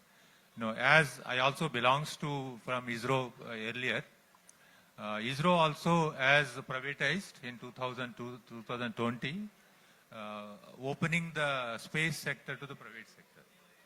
And then in space is one organization, Indian National Promotion Authorization Center. So there they are promoting, bringing the space sector, something like you talk about developing a satellite, developing a rocket, so launching the satellites and putting into this. So recently there was a Pixel who launched the hyperspectral satellites, and then with this in the next few years, it is projected to get around 700 and 800 crore business with the satellites itself. And then venture capital, if you talk about this, one is Agnikul, which has already, they launched the satellite which is built on the 3D printing. It is the first of its kind which is done, and in the world it's a record also. So they launched the Agnikul satellites. So they also generated a revenue of 400 crores in the last these 3-4 years. Similarly, Dhruva Space Agency and Galaxy Eye.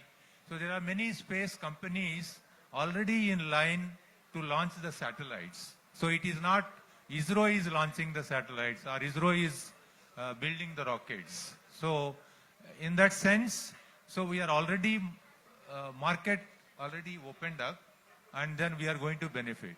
If you see that 2020 and by 2030, so there is around 64,000 crores, which was the, what is ISRO was this thing, revenues and this thing, spending on the space. So by 2030, it wanted to go to around 3.2 lakh crores of rupees investment in the space sector. So that itself is a manifold increase in that. That is also being done by all the private industry. So that means there is an industry promotion is there in that. And then Government of India already put the budget around 1,000 crores for promoting the spatial industry in the next 5 years. So that way it is already helping in that. And then as far as Assam is concerned, already it was also mentioned in the previous inaugural session, we are the forefront in taking up the technologies, like bringing the blockchain by Tripathi sir for the land record and modernization, resurvey plan, etc. And then Assam is the first state to bring out a flood early warning system way back in 2012. And then the same thing, which is something like giving a early warning and forecasting in 24 hours to 48 hours in advance for the disaster mitigation and relief measures. So, and then other states are also following it up. And then there are many other programs which are already initiated. And then there is also AAR BMP program, basically World Bank funding for the disaster and bringing it a climate resilience for the floods, etc. And then in the fisheries sector also there is a ADP support for bringing the fishery developmental activities. And as in the first session also it was mentioned that if you wanted to have a 30 trillion economy where Assam is going to contribute almost, is already 60,000 and then going to next by 2030, going to 1.2 lakhs and going to 12 lakh crore rupees contribution towards the overall Indian economy. So Assam is, I think it is in forefront bringing and using this space technology, because you talk about infrastructure, health sector and communication, and then yesterday also and then cabinet approval, it was there 1.2 lakh crores already approved as per the business this summit. And then all these sectors where this space and geospatial contribution are part of it. Yeah, thank you very much. Now let me go to the next speaker. This is Mr. Harikumar from GeoNo. We all understand that geospatial data is the backbone of all these applications, and the right data is very important for the success of any program. So your organization deals in data capture as well as processing. What are the trends and new technologies that you see are going to change the way geospatial data is captured, processed, and how this geospatial data piece is going to grow and contribute to that 1 lakh crore industry that we are talking about? Good afternoon, distinguished guests on the dais, off the dais. So great opportunity to talk about what geospatial data can contribute to the growth of the substantial development. To begin with, okay, briefly I'll talk about GeoNo. We are a company who collects 2D and 3D geospatial data in aerial platform, mobile and terrestrial platform using various sensors, whether it is a optical or a NAR or a LiDAR sensors. Of course, this data can be used in various ways. So before we talk about, now as we talk about the trends, we should know what has happened in the geospatial industry for the last 2.5 decades. So when you look at the topography or the imagery data, how it is grown over the last 2 decades, if you look at it, see 20 years ago, what you are used to get is 5 meter resolution data in general. Then over the last 2 decades, if you see the growth, 5 has gone to 2.5 to 1 meter to 0.3 to even nowadays the latest offering is 0.15 meter or 15 centimeter resolution satellite data is available for topographic mapping on the satellite data side. Now coming to the next segment is the aerial data collection. If you see historically, we never had that aerial data collection in India because of the regulatory things, but on a global Western world, if you look at it, aerial data collection was used, and nowadays it is often used for a yearly mapping or updation program in the Western world. If you see in the aerial data collection of 7 centimeters, 10 centimeter data resolution. Then came the drone era of say 5 to 7 years ago, where drone become known for a small kind of project of say 500 acre, say 1000 acre kind of work. Drone is taking over the other works, and of course 2 to 3 centimeter data is easily available through a drone platform. So these are the data from the imagery perspective. Whereas in the 3D data collection, historically, LiDAR was not known, say 20 years ago, or very minimal in India. To a stage in the Western world, LiDAR moved from a aerial to terrestrial to mobile to even handheld, and nowadays even the mobile phone can have some kind of 3D data collection. So which again, all this transformation, it took time to reach in India, but if you look at the way now we are changing with a new geospatial policy, with the liberalized geospatial policy, everybody can collect this kind of high resolution data. So what this is from an industry perspective, once this kind of data is made available, so one of the major things which in the Western world is talking about the autonomous navigation. See, data becomes a core for autonomous navigation to the guided, precision guided, defense system which people are using. So this high precision data or high accurate data is essential for any growth as a country develops with implementation of the geospatial policies. Now we come to the geospatial policy which our government announced 2022. The 5 centimeter resolution data of urban areas for topographic mapping and 25 centimeter resolution DEM for the national level, and the bathymetric data of key water bodies. If you look at the kind of work or amount of work involved in getting this done is humongous. 2030 we have to complete 5 centimeter topographic map for major cities, followed by 25 centimeter DEM for national elevation model. So these are huge opportunity for the geospatial sector, and of course this becomes the backbone or the base for any development, whether in infrastructure or industrial. That is what my preliminary remarks. Thank you very much. We'll come to the questions, once we give a chance to all the speakers. Then my next topic for you, Mr. Pratap Singh, is that being from RMSI is known for the final applications, delivery of the data to the end users in platforms or in mobile and some other things. If you look at the traditional applications like defense and intelligence or urban applications or natural resource management, what are the new sectors that you are looking at which are going to contribute a lot more to the geospatial industry? Okay, thank you. I think today we are here to talk specific to Assam. The vision, the applications of some applications are common. But if I talk about the applications in Assam, for example, the total area of the Assam, geographical area, is around 70,000 square kilometers. Out of this 70,000 square kilometers, 70,000, say 90% is covered or occupied by Brahmaputra basin. Only one river basin. 10% by Barak. So there are only 2 river basins, which are the backbone for the Assam. If you look at the, you can say, GDP of Assam, for the last year, 2023-24, the GDP of Assam is 5,70,000 crores. That is the value of the GDP of Assam. If you look on the resources point of view, the agriculture and the aquaculture and the energy are contributing 25% of the GDP for the Assam.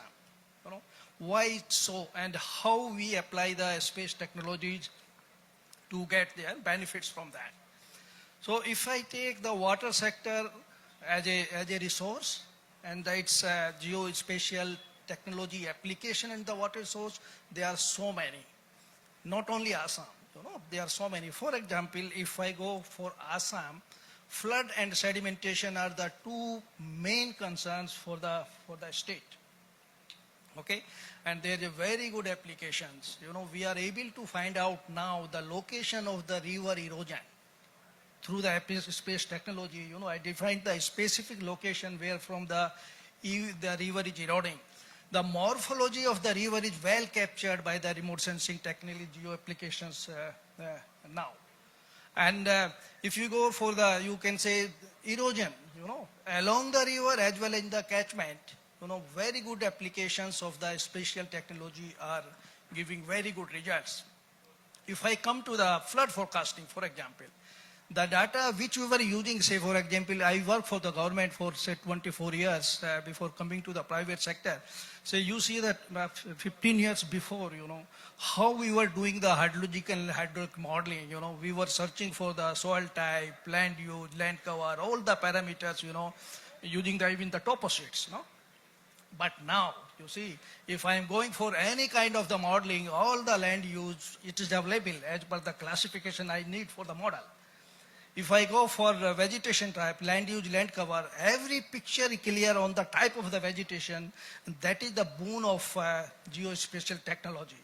So in the water sector, disaster management, any kind of the application you want to carry out, there is a big role, big role of the geospatial technology in the management of the water sources and management of the disaster, like in Assam, flood disaster management. It's very important. We know today in every year, say for example, if I take the examples of the Brahmaputra, every year I know the flood inundation map in the Brahmaputra, location-wise, depth-wise to some extent. And I'm very, you can say, I can be very accurate for any kind of the planning or the, let it be evacuation plan, for example, which are the area which are regularly flooded by the flood. So there's a huge application in water sources, disaster management, and into agriculture as well, for the state of the Assam and as well as for the country. But especially because the Assam's good rainfall, the rainfall ranges from 1700 mm to 3000 mm, very resource rich kind of the situation in Assam. But at the same time, we have the flooding situation. If I go to the biodiversity application, for example, Assam is the richest in the world in the biodiversity. The species we have in Assam, you can see if you compare with the, I'm not talking India, I'm talking the world level. Assam is one of the richest biodiversity state in the world. And very good applications of forest cover, agriculture, type of the forest, flora, fauna can be captured remote sensing variable. We are doing it. We are already doing with some projects with the Special Secretary, some projects with the Water Sources Department. So RMSI is, using those applications very aggressively and very intelligently. Thank you. Sure, thank you. We can also look at probably the tourism application for the Assam, and we can also look at fisheries as probably one of the other areas where geospatial can do a lot. This is a new industry which could be, catered for. Coming to Mrs. Swarn Pant, Suhora as an organization does a lot of data analytics on satellite imagery. Today, we all understand, we all know that there is a multitude of satellites that are being launched. Not only just the optical satellite data giving very high resolution pixels, but you have SAR data, you have other kind of sensor, thermal sensors, and you have hyperspectral sensors giving a lot of data, right? What kind of a, analytics that you foresee which could change how the geospatial data is being created, and specifically in Assam's perspective, what do you think will be those areas which can contribute, in geospatial data creation? Thank you very much for this opportunity. Just to tell you a brief on what Suhara does, we are into bringing together multiple satellite constellations which are providing Earth observation data. That is one. The other thing is, by having a combined strength of a multitude of constellations, we try and derive the intelligence out of it. So now that comes to analytics at various levels, and then eventually leading to the final answers to the questions that people are now asking. So that is what Suhara does in short. So coming to this query, if you try and see the landscape of Earth observation data access so far. Now I'm talking specifically about the timely access of this kind of an Earth observation data. So this has actually dramatically changed. of course, with the promulgation of the space policy and the geospatial policies, this has been liberalized. We have discussed on this, and this has brought in a lot of, flexibility in terms of data access. Now, if you see in the optical range, we have a multitude of spectral resolutions available. The best 15 centimeters, 30 centimeters you can start, and then it goes up to 5. So the entire strata is available. Spectral resolutions are pretty much sorted. The kind of accuracy that you look for while you try and map using Earth observation data, those are largely addressed. Temporal resolution, if I say, you have at the best everyday capture of optical data. Right? These kind of data capabilities are existing. If you talk of spectral resolutions, now hyperspectral is just tapping in. You should be able to get hyperspectral data very soon. So they're all stepping in, and that has happened largely because of the kind of policy interventions that have happened in the past. So, however, having said that, this is only one part of it.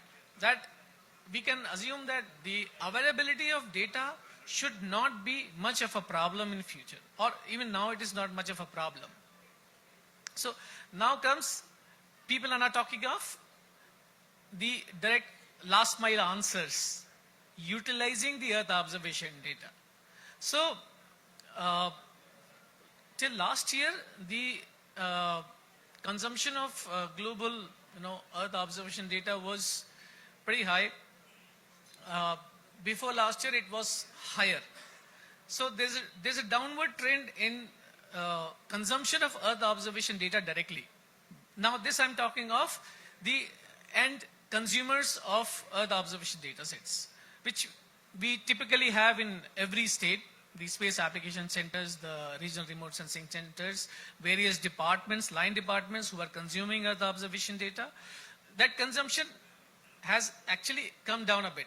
So now that indicates that there has been an increase in demand for ready-to-use derivatives which come from the Earth observation data. So people are now expecting, I need an answer if there has been an encroachment in a particular area or not. That's it. I really don't care where you get the image from.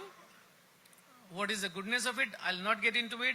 I'll not be very willing to, choke my storage, keeping those imagery data. I just need the answers to my queries. Now, so effectively, the Earth observation data enabled decision making has become more dependable. So that is typically where I see that the market would go from raw data. It'll go to automated processing pipelines, which are eventually used to derive analytics and end answers to the queries. This is probably what I see we would be witnessing in the coming year. Sir, could you give any examples of newer areas which are contributing probably to business development in this? In terms of Earth observation, if you say, hyperspectral is one. In specific to Assam, I foresee there are a lot of possible applications from synthetic aperture radar data. However, I would be candid in submitting that the current capabilities that we have for in-SAR kind of analytics using SAR, they're still limited. There is still an appetite for having these kind of in-SAR capabilities at a better spatial, better temporal resolution. So effectively, the opportunity would lie in better utilization of SAR. Of course, the underlying capability issues need to be addressed because these are difficult data sets to manage. But yes, SAR for Assam, a clear positive go ahead from my side on this. Thank you. Let's come to our last speaker, Ashish Mittal from ESRI. So you enjoy leading position in the software field, especially the COT software. What do you think are the trends that are coming in the GIS, geospatial information system software front, especially integrating other technologies like blockchain? Today morning, in the earlier session, we were talking about integrating blockchain. And also in the next 5 years, what would be the landscape and what would be the opportunities on the software side? Thank you so much, Sri. First of all, let me thank with the deepest gratitude to Government of Assam, especially Tripathi sir, Raju sir, who has given us opportunity to be a part of this very esteemed panel and having conversations which value a lot in terms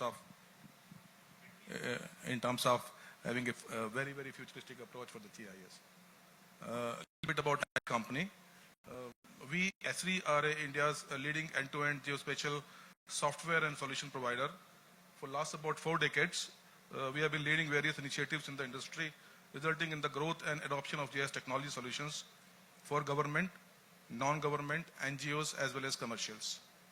We have close to 7,000 customers in the nation, and we have more than 10,000 users who are using our technologies. This number may look very small, but at the same time, it gives us a large opportunity to scale the kind of initiative we are seeing in the nation. With the government of Assam, we have been there for last more than 2 decades, and we have been partnering with them for all their initiatives, be it their environmental and infrastructure planning and management. We have also heard in the morning today that government of Assam is also formulating their own state policy, taking the cue from national geospatial policy.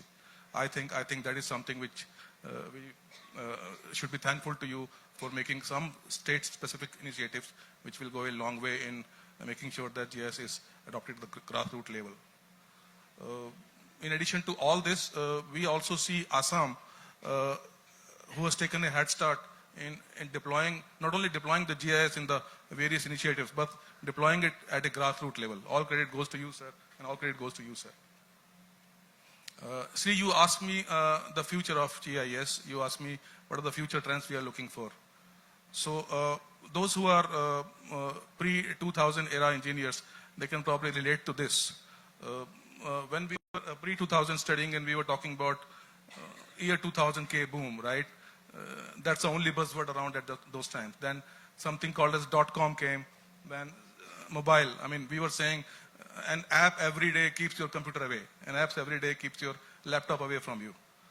Then many things came. It is no denying fact that in future also, next 5 years, the AI, the deep learning, the machine learning will definitely touch GIS the way it is touching other fields. But one very important word which you said, Sri, integration, right? So I would encourage everybody to stick on integration. There are many technologies that already exist. There are many deep-rooted stuff which is already made by engineers long time back, and it is getting developed with each passing day, including all audience here. And I would encourage our brightest students, if they want to focus on something for next 5 years, in addition to AI, they should certainly focus on integration. I see GIS as sitting on the nerves, on the core of every organization in such a way that if GIS stops, the functioning of that organization stops. Today, it is taking that shape. We started way back by collecting data, by curating data, making maps, getting analysis into it, getting so many things into it. But the time has come when GIS should be not mission critical, it should become life critical. Thank you so much. Thank you very much. Before I go to my next round of questions to all the panelists, I'd like to share an case study that we have been working with Land Records Department of Assam. We, as a company, we have been working with Land Records Department for quite a while, and we in the last session,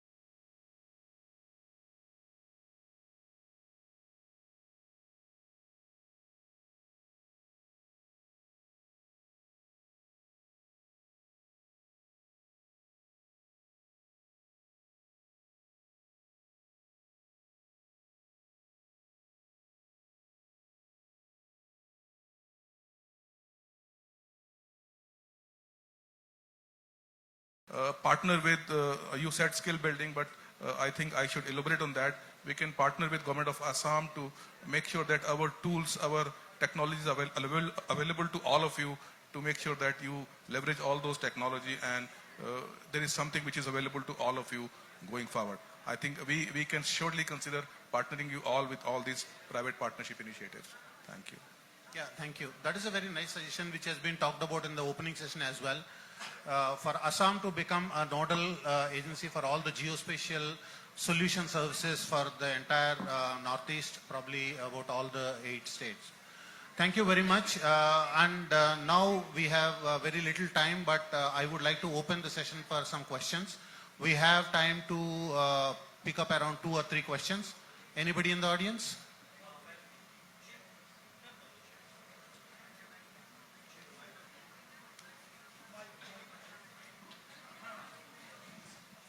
Please state your question.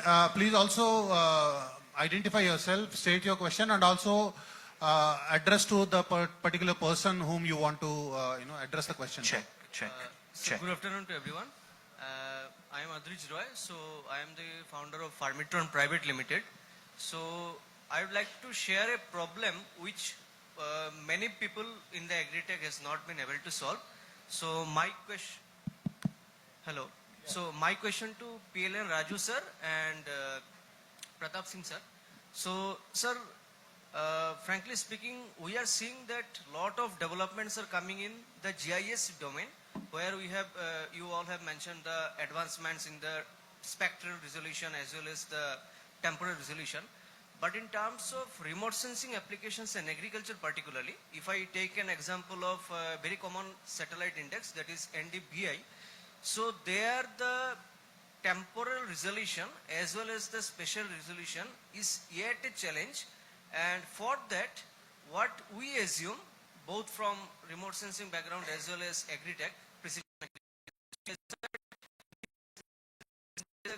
will be helpful for proper monitoring and timely monitoring, but it is yet an issue, and few drone companies have come who have also tried to solve the issue, but in terms of economics, it is not actually feasible for people who are actually working with the farmers.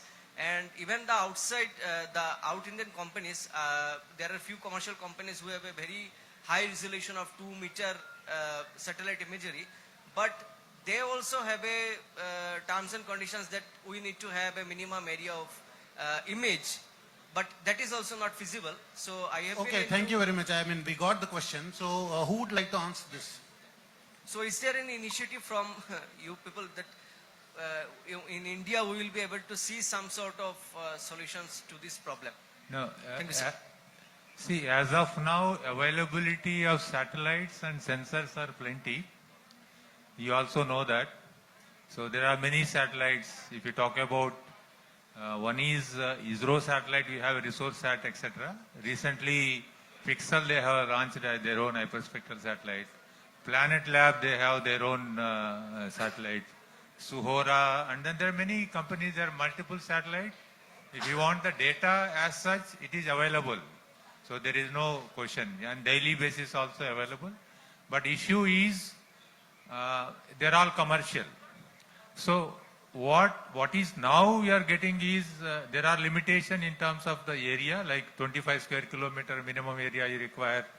And then also the amount you have to pay is also quite high, because all this commercial coming from the international level.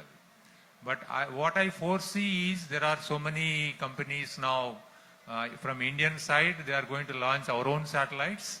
And then when this, like I can give an example of mobile services. Earlier we have to pay a lot of money because of the competition. Now we are getting the even mobile and the data is very cheap. So I am going to see in the next, at least in 4 or 5 years. So the satellites will be plenty on the sky. And then demand, it is more of a, many companies are giving, and hopefully the pricing of also comes down. And then other way to look at is, if the government is also takes initiation, centralized services, so probably then it will also more economically it can be done. So, and then there are services if the government takes up to the farmers on advisory services on a central level, and then those services are also available now. So you can also, instead of taking a 25 square kilometer, you can also take a contract with the satellite providers.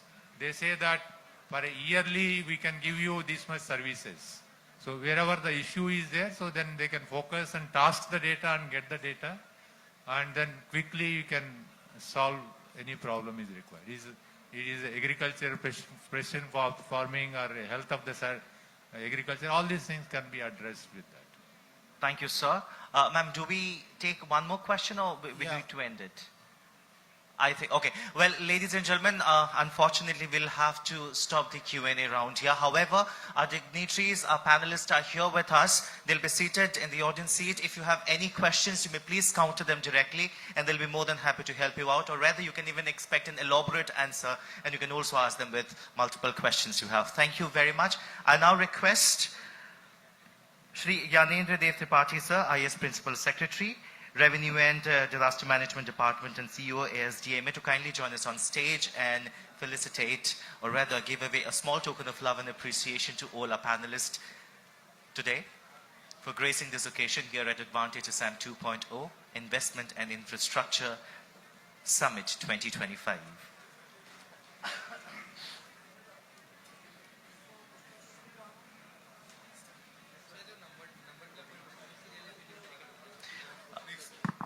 I would also request our ushers to kindly settle the stage for the next session.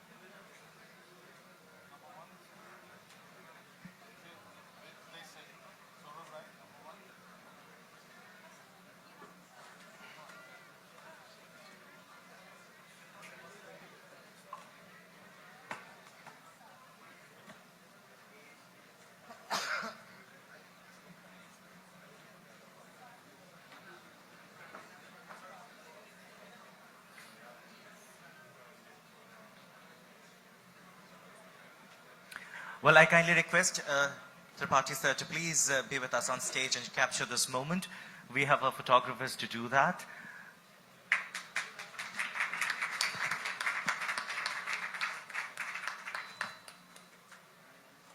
Well, thank you very much, our respected panelists. You may please take your seats. Thank you very much. I kindly request our ushers to kindly quickly fix the stage for our next panel discussion.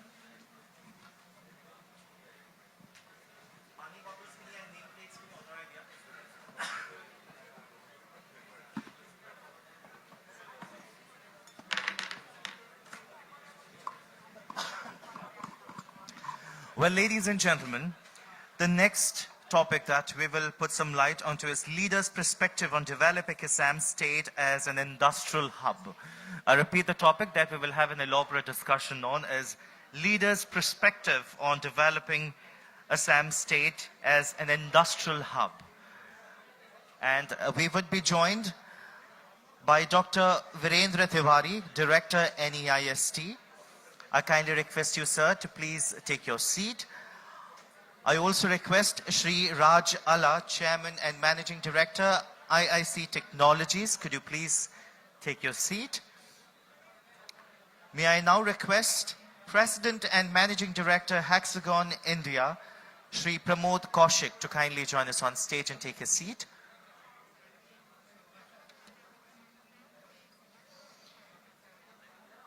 May I now request the Chief Commercial Officer, Stasio Dhruva Rajan, to kindly join us on stage. And final panelist, ladies and gentlemen, is the co-founder, Galaxy, Shri Nikhil Kumar, President, MP, My India, Pranit Mehta, could you please join us on stage?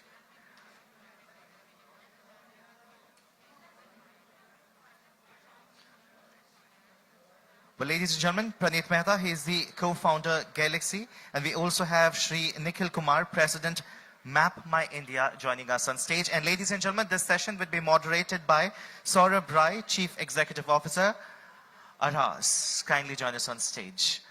A very, very hearty good afternoon to all our distinguished panelists. Ladies and gentlemen, I repeat the topic once again. The topic that we will discuss is leaders' perspective on developing Assam state as an industrial hub. And by saying this, I hand over the mic to our moderator, Shri Saurabh Rai, sir.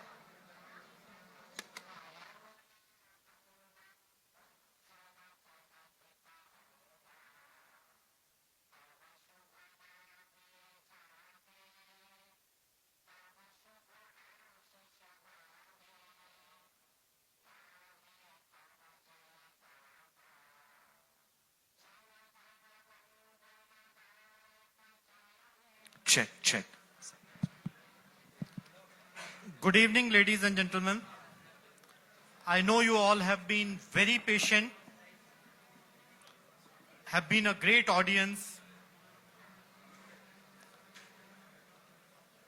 Young students, I know it's not that easy. You don't sit that long in the class as well. Welcome and thank you for this hearing. And we have actually saved the best for the last. The group here represents a very eclectic, at the same time, a great bunch of geospatial enthusiasts, industry leaders who have done different kinds of work in almost all facets of GIS and space industry. The theme for today is the expectation from this great bunch of leaders on how to develop Assam as an industrial hub for GIS and space. Students, if I may have your attention please, this is the group that will give you jobs.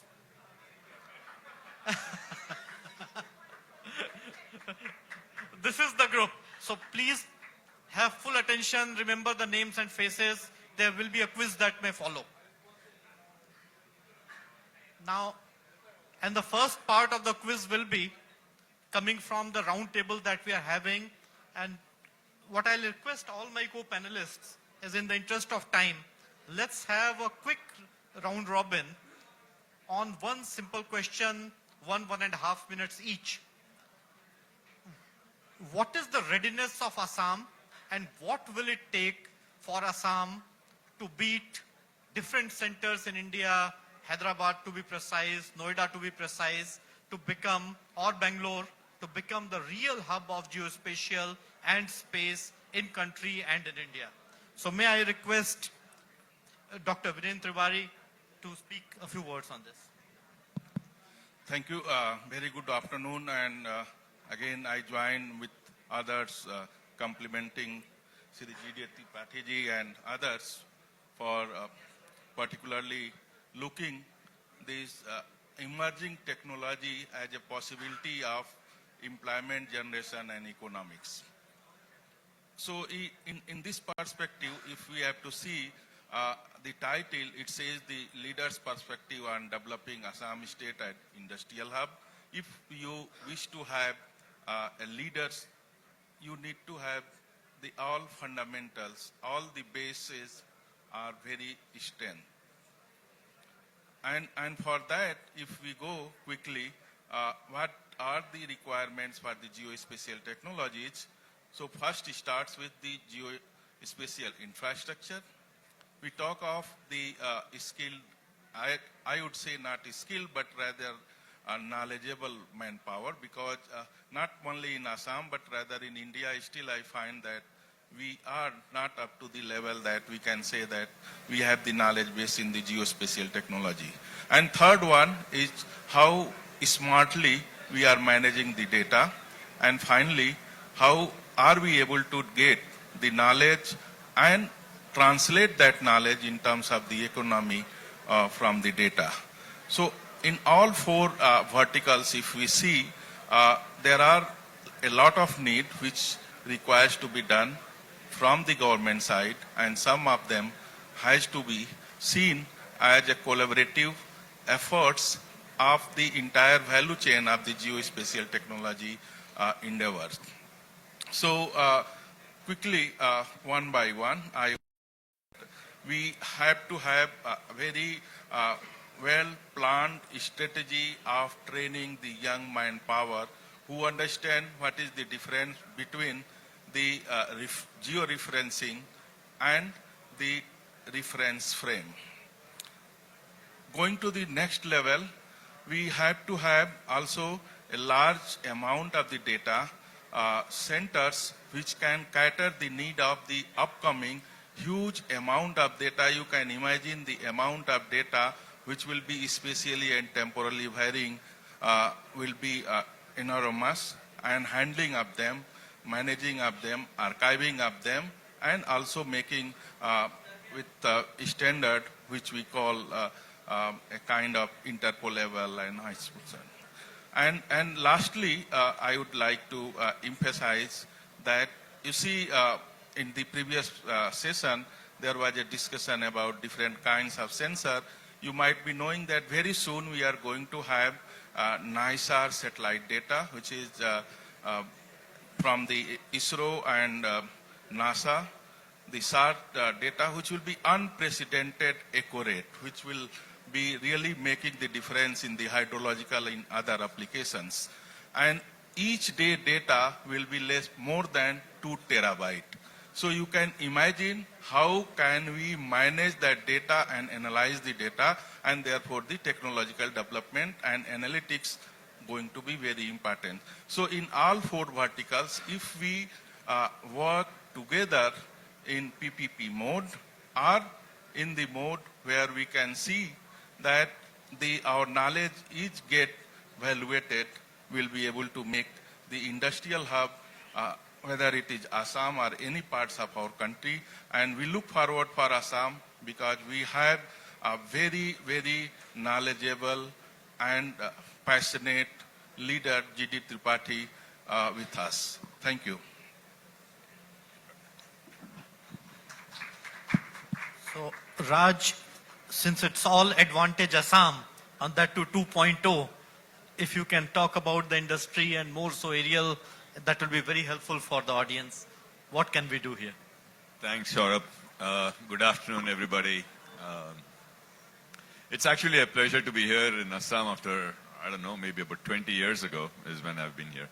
And the changes that I've seen, I think, is very, very positive, just driving from the airport coming out over here. I mean, as has been said, Assam is the gateway to the Northeast. Assam has natural resources, it has biodiversity, it has, strategic location, of course. And I think all these things make it a place very inviting for, I would say, industry and students and visitors, ecotourism. Okay.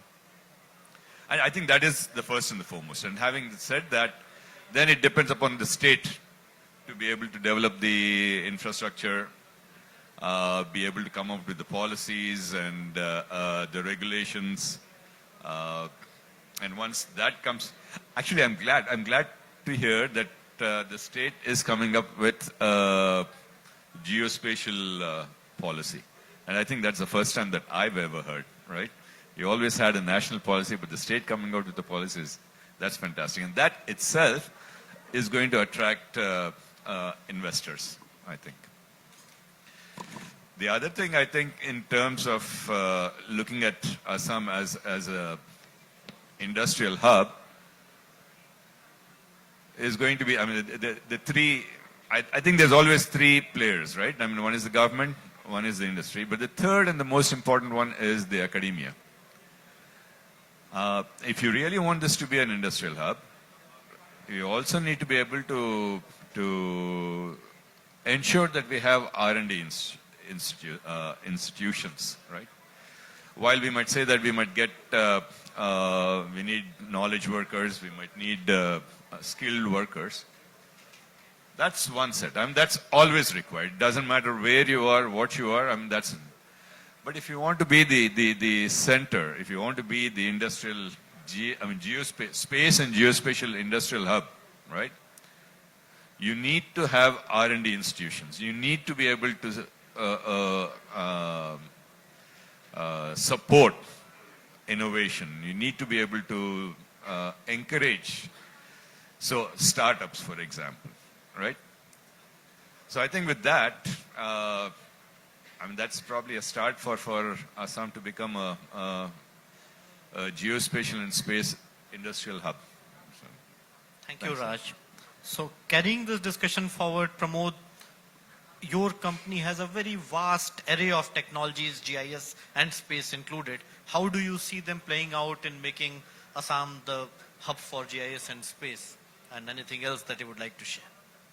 I think the first is I would rather say, I've been seeing the amount of enthusiasm, which in general you ask, how's Assam doing today? Everyone is so positive. This is amazing to see. Everyone is talking for the last 3 to 4 years, the amount of changes which have come, and the steps which the political, I would say, dispensation is taking today is just amazing to see the vibrancy here. And that's a very important aspect of when you want to really invest in any state or you want to develop, I would say, partnership with this state. That's one thing which I can say it's already ready. Today morning we saw the launch of IDS DRR.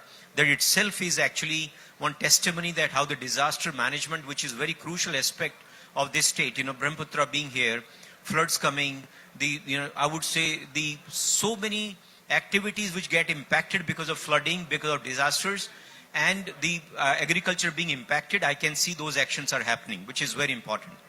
Coming on the technologies, what we as Hexagon have, we have multiple technologies, and I see the immense potential of working with the government departments.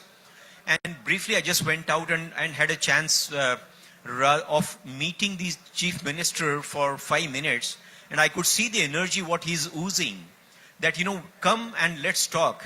And he wants to give an audience which is specifically what technologies can you bring in this state. When it flows from there, you realize that, this is a place to come and work. We have office over here.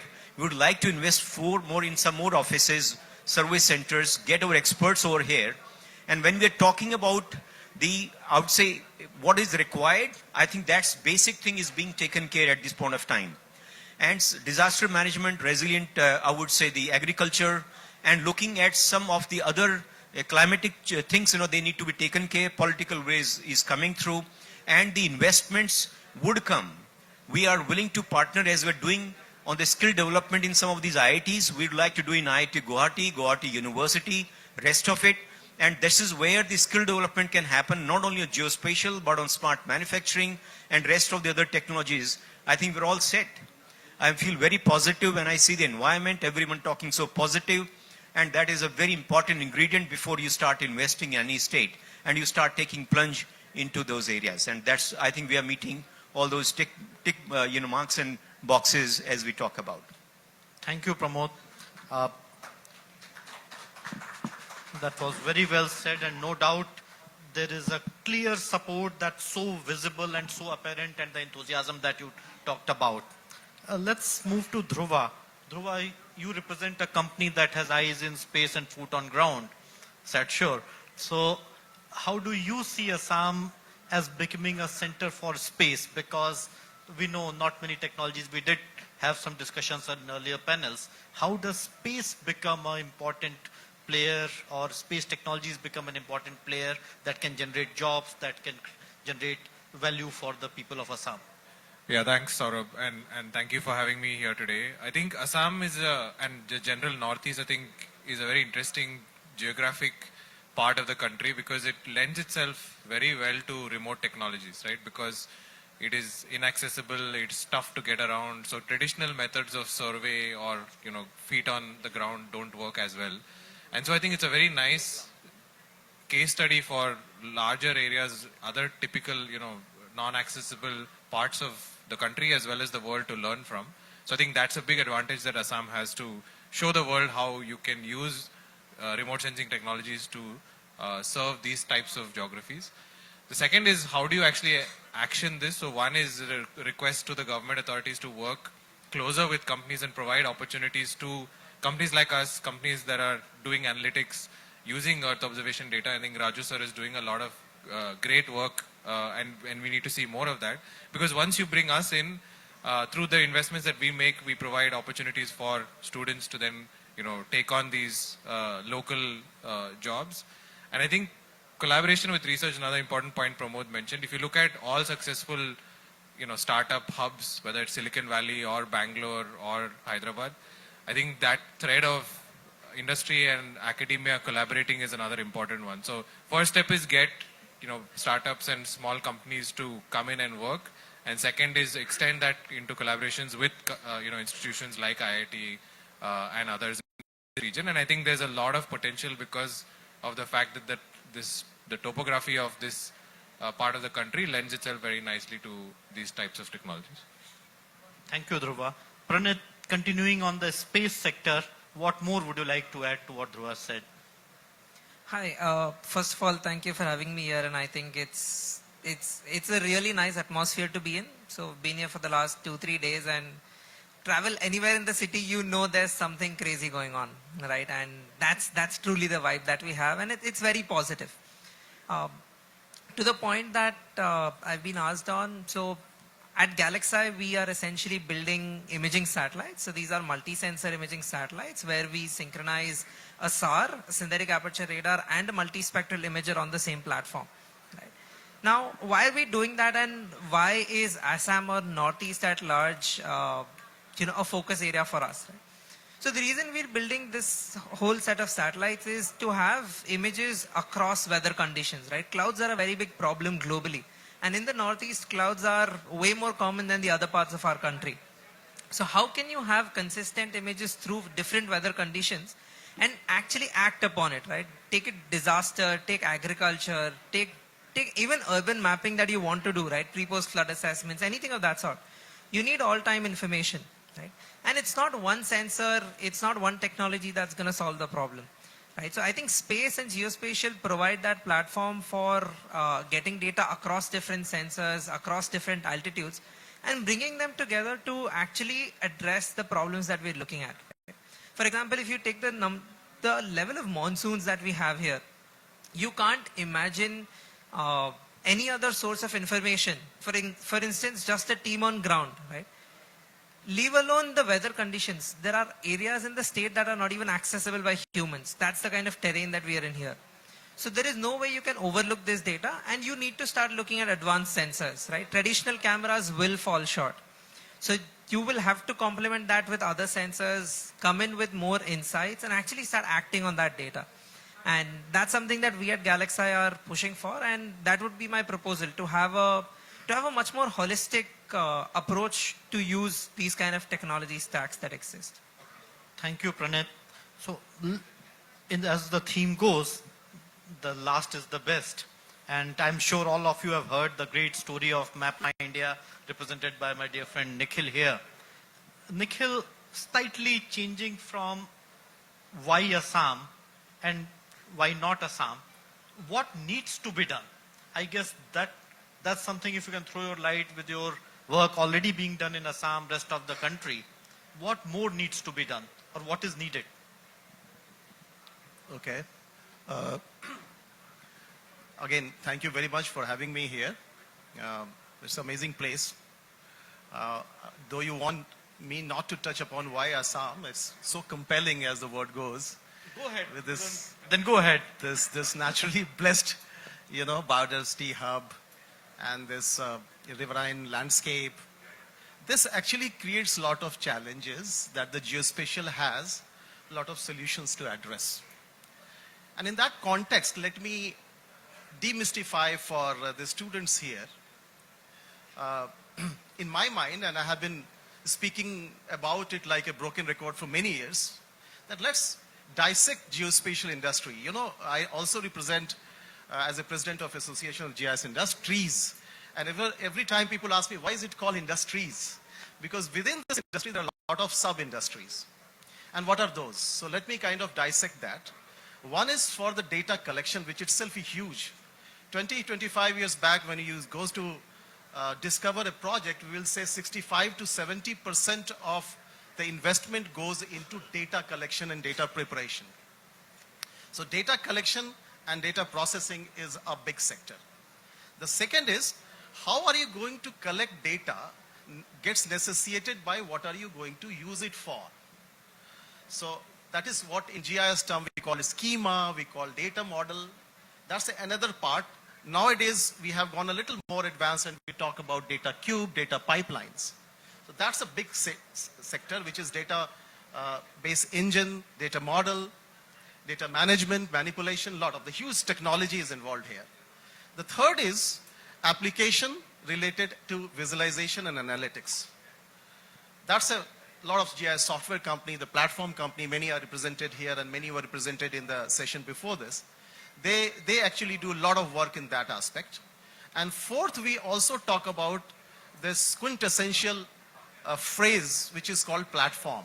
Now platform can differ in different way of quantifying the work that we do and the quality of work that we do. But in my sense, the platform means which can actually massage, ingest, and actually publish and share with multiple stakeholders. We have heard Satyarthi talking about silos versus integrated frame. The platform gives you that virtue and keeps you off from the vices of being silo. These are 4 different type of industry that exist within geospatial industry. So that's the first, I will say, dimension that I would like to, uncover for the youth here. Now, coming back as to what could be done in order to enhance the appeal of geospatial. So the 3 other dimensions is in my mind. One is I called the data owner stakeholders. As you know, there is a data owner, there is a presumer which actually work on top of it, and then there is a consumer. Now, who are and how that they become the prime data owner? I will give you an example, for instance. For me, it is core, quasi, and auxiliary, and I'll explain this to you with an example. There are certain core departments, like land records we talked about, they have to create data. Can they dispense without creating data, go on to the second segment? No, somebody has to do that, and the core sector, those who create it for its pulsating vitality, are the people who I call core sector. Land records, PWD, road and transport, these are the core sectors. Now, how can that data be then used by, say, logistics planning, fleet management? So they become the auxiliary. They do not contribute to the data is not the right thing. They contribute to the data, but they also consume the prime data. So they become at the quasi level. And when you use these 2 sets of data in, say, navigation, that's kind of auxiliary, but it also produces huge amount of data on its own to be then massaged and be used for variety of purposes and use cases. So that's one segment which I will talk about, which is the second segment. And the third segment that I talk about is how this data actually gets converted into application, analytics, and services. So if we combine these 3 pillars is what I call network effect. I will give an example of what we did in Assam. As MapMyIndia, we are doing multiple projects. One is for the taxation and excise. Very few people know that we are not only confined, when I say we means GIS industry, is not only confined to agriculture, disaster management, natural resources, transport planning, no, smart and urban utility. No, these are of course typical sectors, but they are sunrise sectors. Now, how much of spillage is happening on the GST taxations? This is happening as I'm speaking in Assam. We are working with the taxation department. What is happening in terms of the excise? Now, when I said third set of data, Saurabh, I was talking about that network effect. And that's why I lay a lot of emphasis on that integrative platform that National Geospatial Program and Mission both are talking about.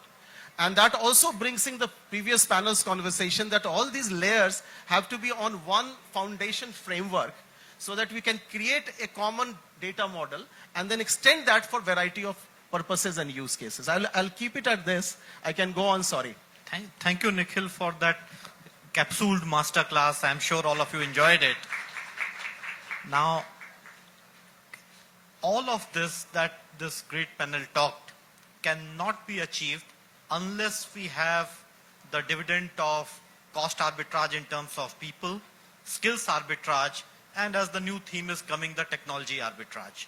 So who better than Dr. Tiwari to share how do we create that capability, those skills in the youth that I see in the room and outside? How do we create that capability? How do we create those skills for the opportunities that are in front of us for Assam and beyond? To be very specific to Assam, we must understand that the present day, the workforce available or the experts available in Assam are negligible. And therefore, there is a tremendous resources required to mobilize the manpower towards understanding of the geospatial technologies. And as you have heard that when we are talking of technologies, they vary from different sectors. One of the sector, if those who have attended yesterday, the inaugural session might be knowing that Assam is rich, dharti ke upar bhi aur dharti ke niche bhi. So when we are talking of the, for example, the twins of city, I was reminded of the plan of Newark.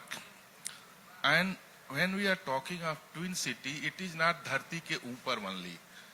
धरती के नीचे का जो plan है वो हमारे twin plan में दिख नहीं रहा है. And therefore, when we are talking of different applications, we need to go on the fundamentals, and that can start right from our school age. And when we are looking to these kind of possibilities, there are several engineering colleges as well as polytechnics. They have started teaching the remote sensing, GIS and geospatial technologies.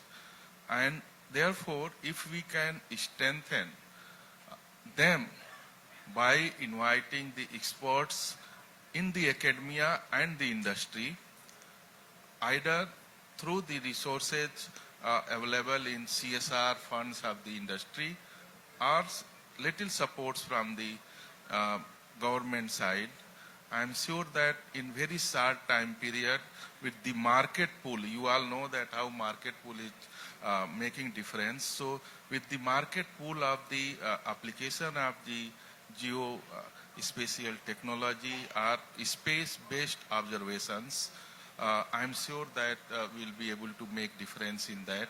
But we have to start as soon as possible to work from the as much as from the graduation level.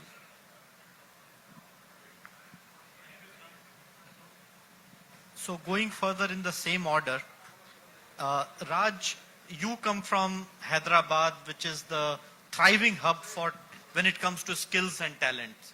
And AI is the buzzword, IoT is the buzzword, flying is the buzzword. How do you address this situation? How do you create those capabilities here in Assam, and what can we as an industry do to groom them?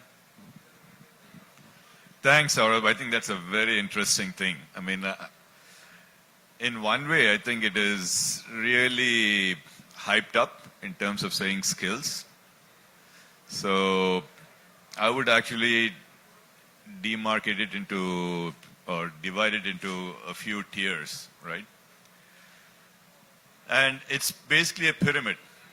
So bottom level is where I would say it's all the vocational skills that are required. I mean, it's probably not really fully geospatial science and things like that. And that would probably form 90% of the workforce, right? On top of that is where you have your implementers. So they need to know what I call the not really the science, but the use of geospatial technologies, right? And finally, it's the top pyramid. I mean, top of the pyramid, the very few, a very less percentage. These are the scientists. These are the R&D people. These are the skilled, very skilled workers, if you might say so, who actually who drive the innovation, who drive solutions. So in developing the economy, or in developing the skilled resources, I would say if you were to focus on the 90% of the workers at the lower level, which is basically vocational, and that would be, let's say, a 6-month training or a 3-month training, get them onto the work, right? And then they're capable of actually moving the projects forward. And the top level is where we talk about the scientists, and that, of course, the academia is going to probably conduct the academia is the forum where they will get that training. The mid-level, where we talk about the implementers, I think that's where the industry comes in. The industry is where it empowers or enables people to learn those skills to implement these technologies in their work. Thanks, Raj. So, going further, Pramod, there's a small observation that Dr. Tiwari wanted to make. I just wanted to add, because Hyderabad word came and I got excited about. There is an initiative which I have been part of it called REACH. That is Research Innovation Cluster of Hyderabad. So if the same kind of initiative can be made, innovation cluster, that could be a very helpful. Thank you. Fantastic segue to Pramod, sir. Now, you talked of the enthusiasm, you talked of CM's enthusiasm. What kind of partnerships and innovation opportunities that need to be furthered in order to reach our goal? I mean, what are the possibilities, as well as what kind of partnerships that you feel are needed for the state? I think Rajesh very well articulated all three layers of the pyramid, but I will touch upon one thing which can be done more on tactical basis, but very important is, the skill development councils are there for each of the areas, and first and foremost, we have been making effort as geospatial industry to be recognized as a full-fledged skill, I would say, development, one of the industry for that matter. That can be one step. The second piece is, I think, setting up the center of excellences at some of these premier institutes, and as well as take 1 or 2 states, and Assam can be that, starting from ITIs to polytechnics to engineering colleges and premier institutions of national importance, where we can devise courses which are very relevant today to the industry, instead of waiting for all the process to go on. But actually we can take, like we've done in Orissa, we've done for the Bose Polytechnic, which is the very oldest institution, where we have formed a center of excellence and working with them to define the curriculum, which is really based on the latest technologies. Likewise, we also, I would rather say, in the ISM Dhanbad, mining center of excellence, where the latest technology, which is purely on the geospatial side, geosystem, geospatial, where all the technologies are being displayed. There is actually a training center where we are getting the entire industry people who are actually working today in the industry to come and actually have the courses done. So we work very closely to devise those courses, work with these institutions, and actually go and help and support for even the faculty to actually train themselves with the latest softwares, latest of the like AI, ML being embedded into these technologies, and show it on working. And that's where actually, when these people go out in the market, they are able to have that network effect and multiplier effect in the market to see that those technologies are being actually going to the entire masses. Thanks, Pramod. And I'm sure policymakers here in the room will now support the cause of Geospatial Skills Council, which we have been harping upon and knocking the doors every now and often. Coming now to Pranit, to you. space is a specialized area. Now, what kind of partnerships, let's move beyond the skills development, need to be forged with the government in order to see an impact in a short period of time? That's a very interesting question, actually, right? And our journey has actually taught us a bunch about that. So we, as a startup spun out of IIT Madras, came from very academic backgrounds and needed some platforms for us to learn, experiment, and grow.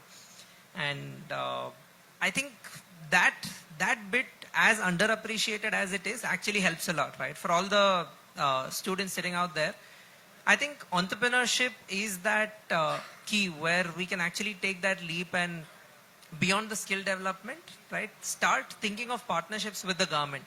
And how does that happen? Is just a very simple way of giving grants, right? So there are several state governments and central government schemes as well, but specialized state government grants focused on GIS, geospatial, space tech applications, right? Those grants could be as little as 2 lakhs to even like 10 lakhs, or today there are schemes in some governments giving up to 50 lakhs, where there are particular problem statements that the government rolls out, and then people apply these. These could be pre-incubated startups, just incubated, and just a young workforce who are trying to apply their skills. So all that skill development is now resulting in one level of partnership, right? You say you are a government-funded startup working on geospatial tech. And that, I think, takes you way forward in now talking to other government departments. And that's one thing that, if not being considered for the upcoming policy, should certainly be there. And second is, again, learning from experience. So a few weeks back, I was here in Assam attending the Space Applications Adoption Workshop.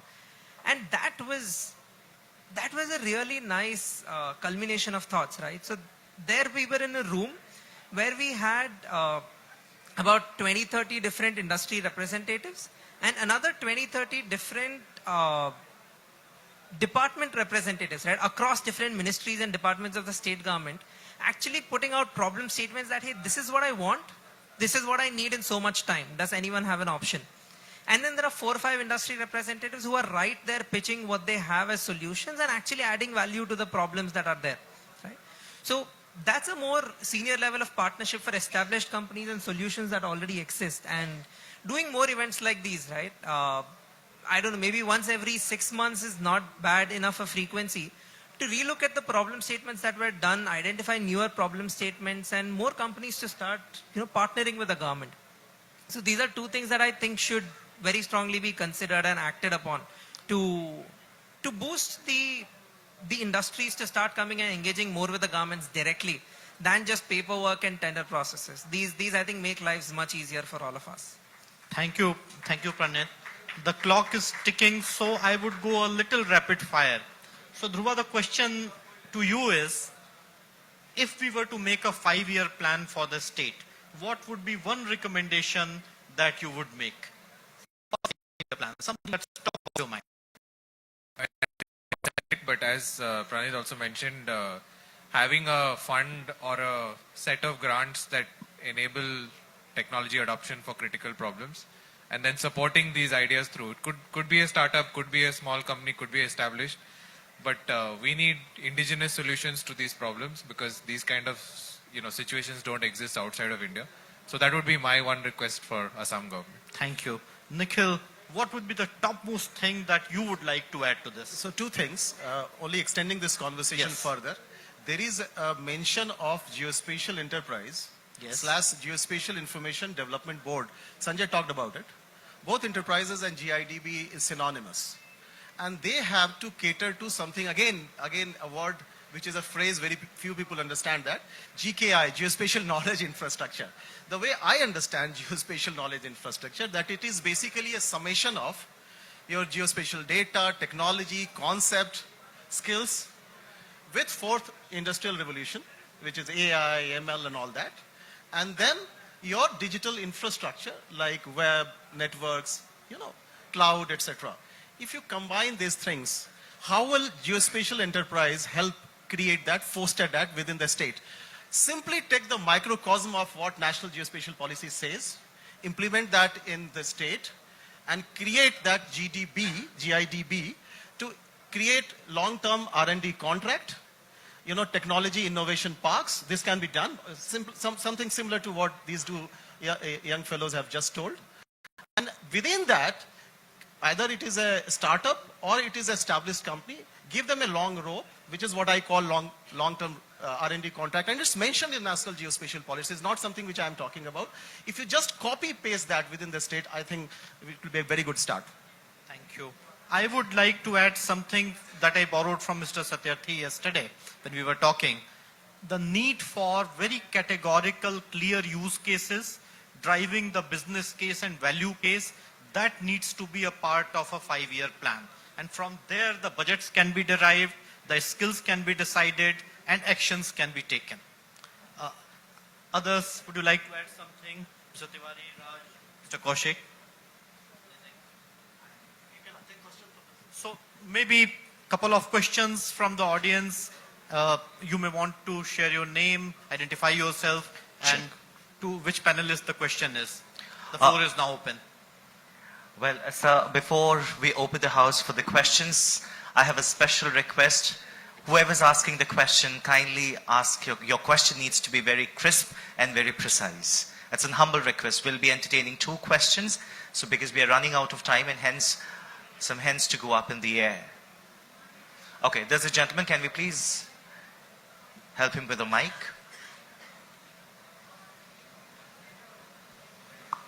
Hello everyone. I'm Pinak Sankade from Cotton University. Sir, my question to the panel is that since like in the education background, the application of GIS has been in a great demand, so I would like to ask all the panelists, is there any opportunity that the student can get from these applications as a part of whether it's an internship or any fellowship opportunity? Thank you. And answer is yes. I think there is a process. We can send the name, HR will contact. At least we can accommodate, few people, few students for developing those applications. We have multiple things going on, so we can do that. At least from Hexagon, I'm talking. Thank you, sir. Any more questions? Sure.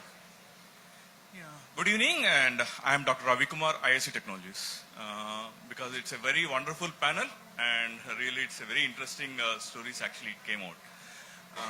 One important point what I felt is actually because the policy of the geospatial environment is going to come from the Assam, because the data sets are of the multiple data sets, multiple sensors are there, multiple time acquisitions are there. The state requires a unified portal which requires the data storage and dissemination, so that what will happen is the repetition of the work will come down and the ROI will increase. So that what will happen is the students or also other line departments, they can use the data in a single shot. So that what will happen is we can save a lot of money, and the point is the data dissemination will happen. Third important point is we can integrate these data sets with the workflows so that the data will be current. Or else what will happen is after 2 years, whatever data today we are acquiring, the data will be old and we cannot use it. Very valid suggestions, sir. Thank you so much. As Sanjay said earlier in the day, one state, one map, and Nikhil further said one state, one data set. That's the need of the hour for sure. Well, thank you very much. And with this, we come to the conclusion of the second panel discussion as well. Well, there's another hand in the air, but then, gentlemen, you've got to be really very, very extremely precise with your question. Can we please hand him a mic?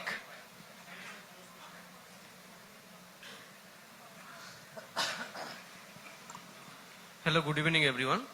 So I have a question to Nikhil sir actually. So I am Adrij Roy, I am founder of Farmitron Private Limited. So since you are discussing about the data usage and client usage, so basically this is easier to understand in terms of say agriculture or something, means maybe there may be repetitive usage, but if I ask say non-agritech users, so what can be say if I take off a river basin and I talk of a river basin management. So basically these plans are taken for 5 years or 3 years, a little bit longer duration. So where do you find, or maybe people like us, where we can find that data can be recurring usage of data can be formulated. So I would like to know. One is the data availability, and second is where the data be hosted, and third is how the access of the data be given. These are the 3 different things that you are talking about. Now, there is a policy formulation within NGP, and the Government of India is working on that, including Surveyor General is working on that, which is what is called NGDR, National Geospatial Data Registry. What it says is that the ownership, control and access remains with the people who have created it, those who have created it first time, those who have created it with a value addition. That metadata will actually sit on the catalog, and the access will be given to everyone to actually see matching the requirement that I have. That portal is going to be opened very fast. One semblance of that is coming with PM Gati Shakti, which is also going to be opened up very soon. Some deliberation is going on. And this NGDR, if becomes the reality, the exchange will happen something similar to what you know in UPI, is what is called Unified Geospatial Interface, and that will be a common exchange through which you will be able to access and be able to evaluate the type of recurring data that you require. Does that answer your question? Thanks a lot, sir. Well, thank you very much. With this, we conclude the panel discussion. Ladies and gentlemen, we are almost inching towards the climactic part of this wonderful session. However, we would now like to felicitate all our distinguished speakers on stage. To felicitate our speakers, may I kindly request Gyanendra Dev Tripathi, sir, to kindly join us on stage. He is the Principal Secretary to the Government of Assam. So I kindly request you to please join us on stage. And also, it is an important announcement for all the students to kindly be present here in the ballroom. All the students.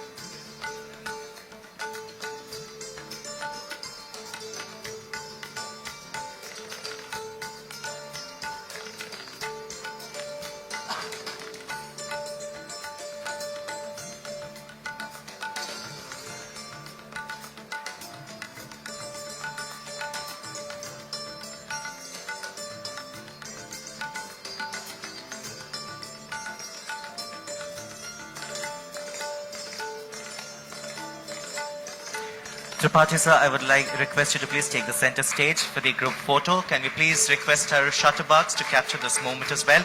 And ladies and gentlemen, can we also have a big round of applause for concluding successfully the session which is named as Space and Geospatial Industry Leaders Conclave. Thank you very much. And now to present the vote of thanks, may I please invite the CEO, Geospatial World, Shri Sanjay Kumar sir, on stage.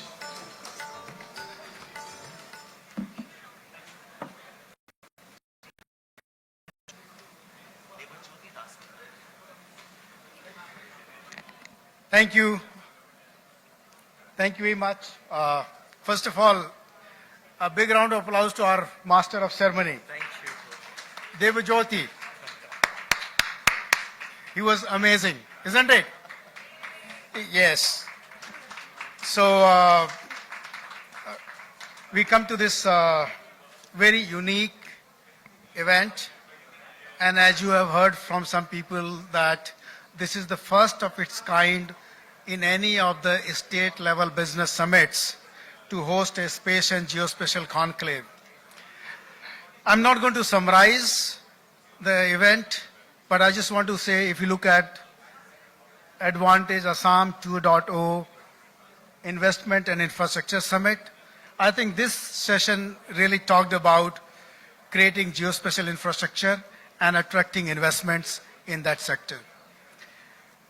This event wouldn't have been possible at all without if Chief Secretary of Assam government, Ravi Kotaji, gave his blessings as well as setting the expectations. And I remember in our meeting first time, he was enthusiastic, but he was very cautious too, that can we pull it together? And then he gave this responsibility to Dr. G.D. Tripathi. And Tripathi ji took it with a challenge and opportunity both. So thank you very much, sir, for your leadership in making it happen. And afterwards, we began our planning for this, and the team of Assam government and Geospatial World team worked very closely. So I want to especially acknowledge the efforts of Mr. Jadhav Saikia, Mr. Biren, Dr. Pelan Raju, and other members of the team. But these three people were very, very valuable in our planning almost every week and after sometimes every day. In the evening calls with Dr. J.D. Tripathi. I would also like to thank my colleague Anu Negi, who you all know her very well, and then Kusum Girja, who have supported very well to this whole initiative. But let me also really extend a very heartfelt thank to every speaker. Trust me, doing something unique and new is not easy. The trust which the speakers have displayed in the state of Assam as well as the vision of geospatial world, that this is something unique and new, let us go and support. Nobody knew what exactly is going to happen, but they just thought that this is the right thing to do it. And all those speakers, and I want to just say that look at the program schedule of the Assam Advantage Summit. If you look at the schedule, this is the largest side session with 20 plus speakers, with so many federal government speakers. This is the largest side session or thematic session of Assam Advantage Summit. And you see the whole value chain from students to academic institutions to the government departments to the development organizations to industry. And the industry which is actually doing work and putting together a kind of promise and expectation for building a kind of industrial hub in the state of Assam, and which could be a gateway for much bigger region, which is the Northeast region. And if you heard, any of you paid attention to the big keynote speeches yesterday, almost every industrialist, right from Mukesh Ambani to Adani to, of course, our Prime Minister, he spoke about Northeast being the gateway for India to Southeast Asia. So this is where you're looking at not only connecting Assam, but connecting the region, but also taking forward the India's valuable role into the Indo-Pacific region on the Southeast Asian side. So there's a state level, national level, international level. With this, once again, I would like to thank each one of you and congratulate all the students for having participating in this competition and being selected for this and being part of this very unique Advantage Summit. And I'm sure they will take their learnings for their career and business entrepreneurship. Thank you very much.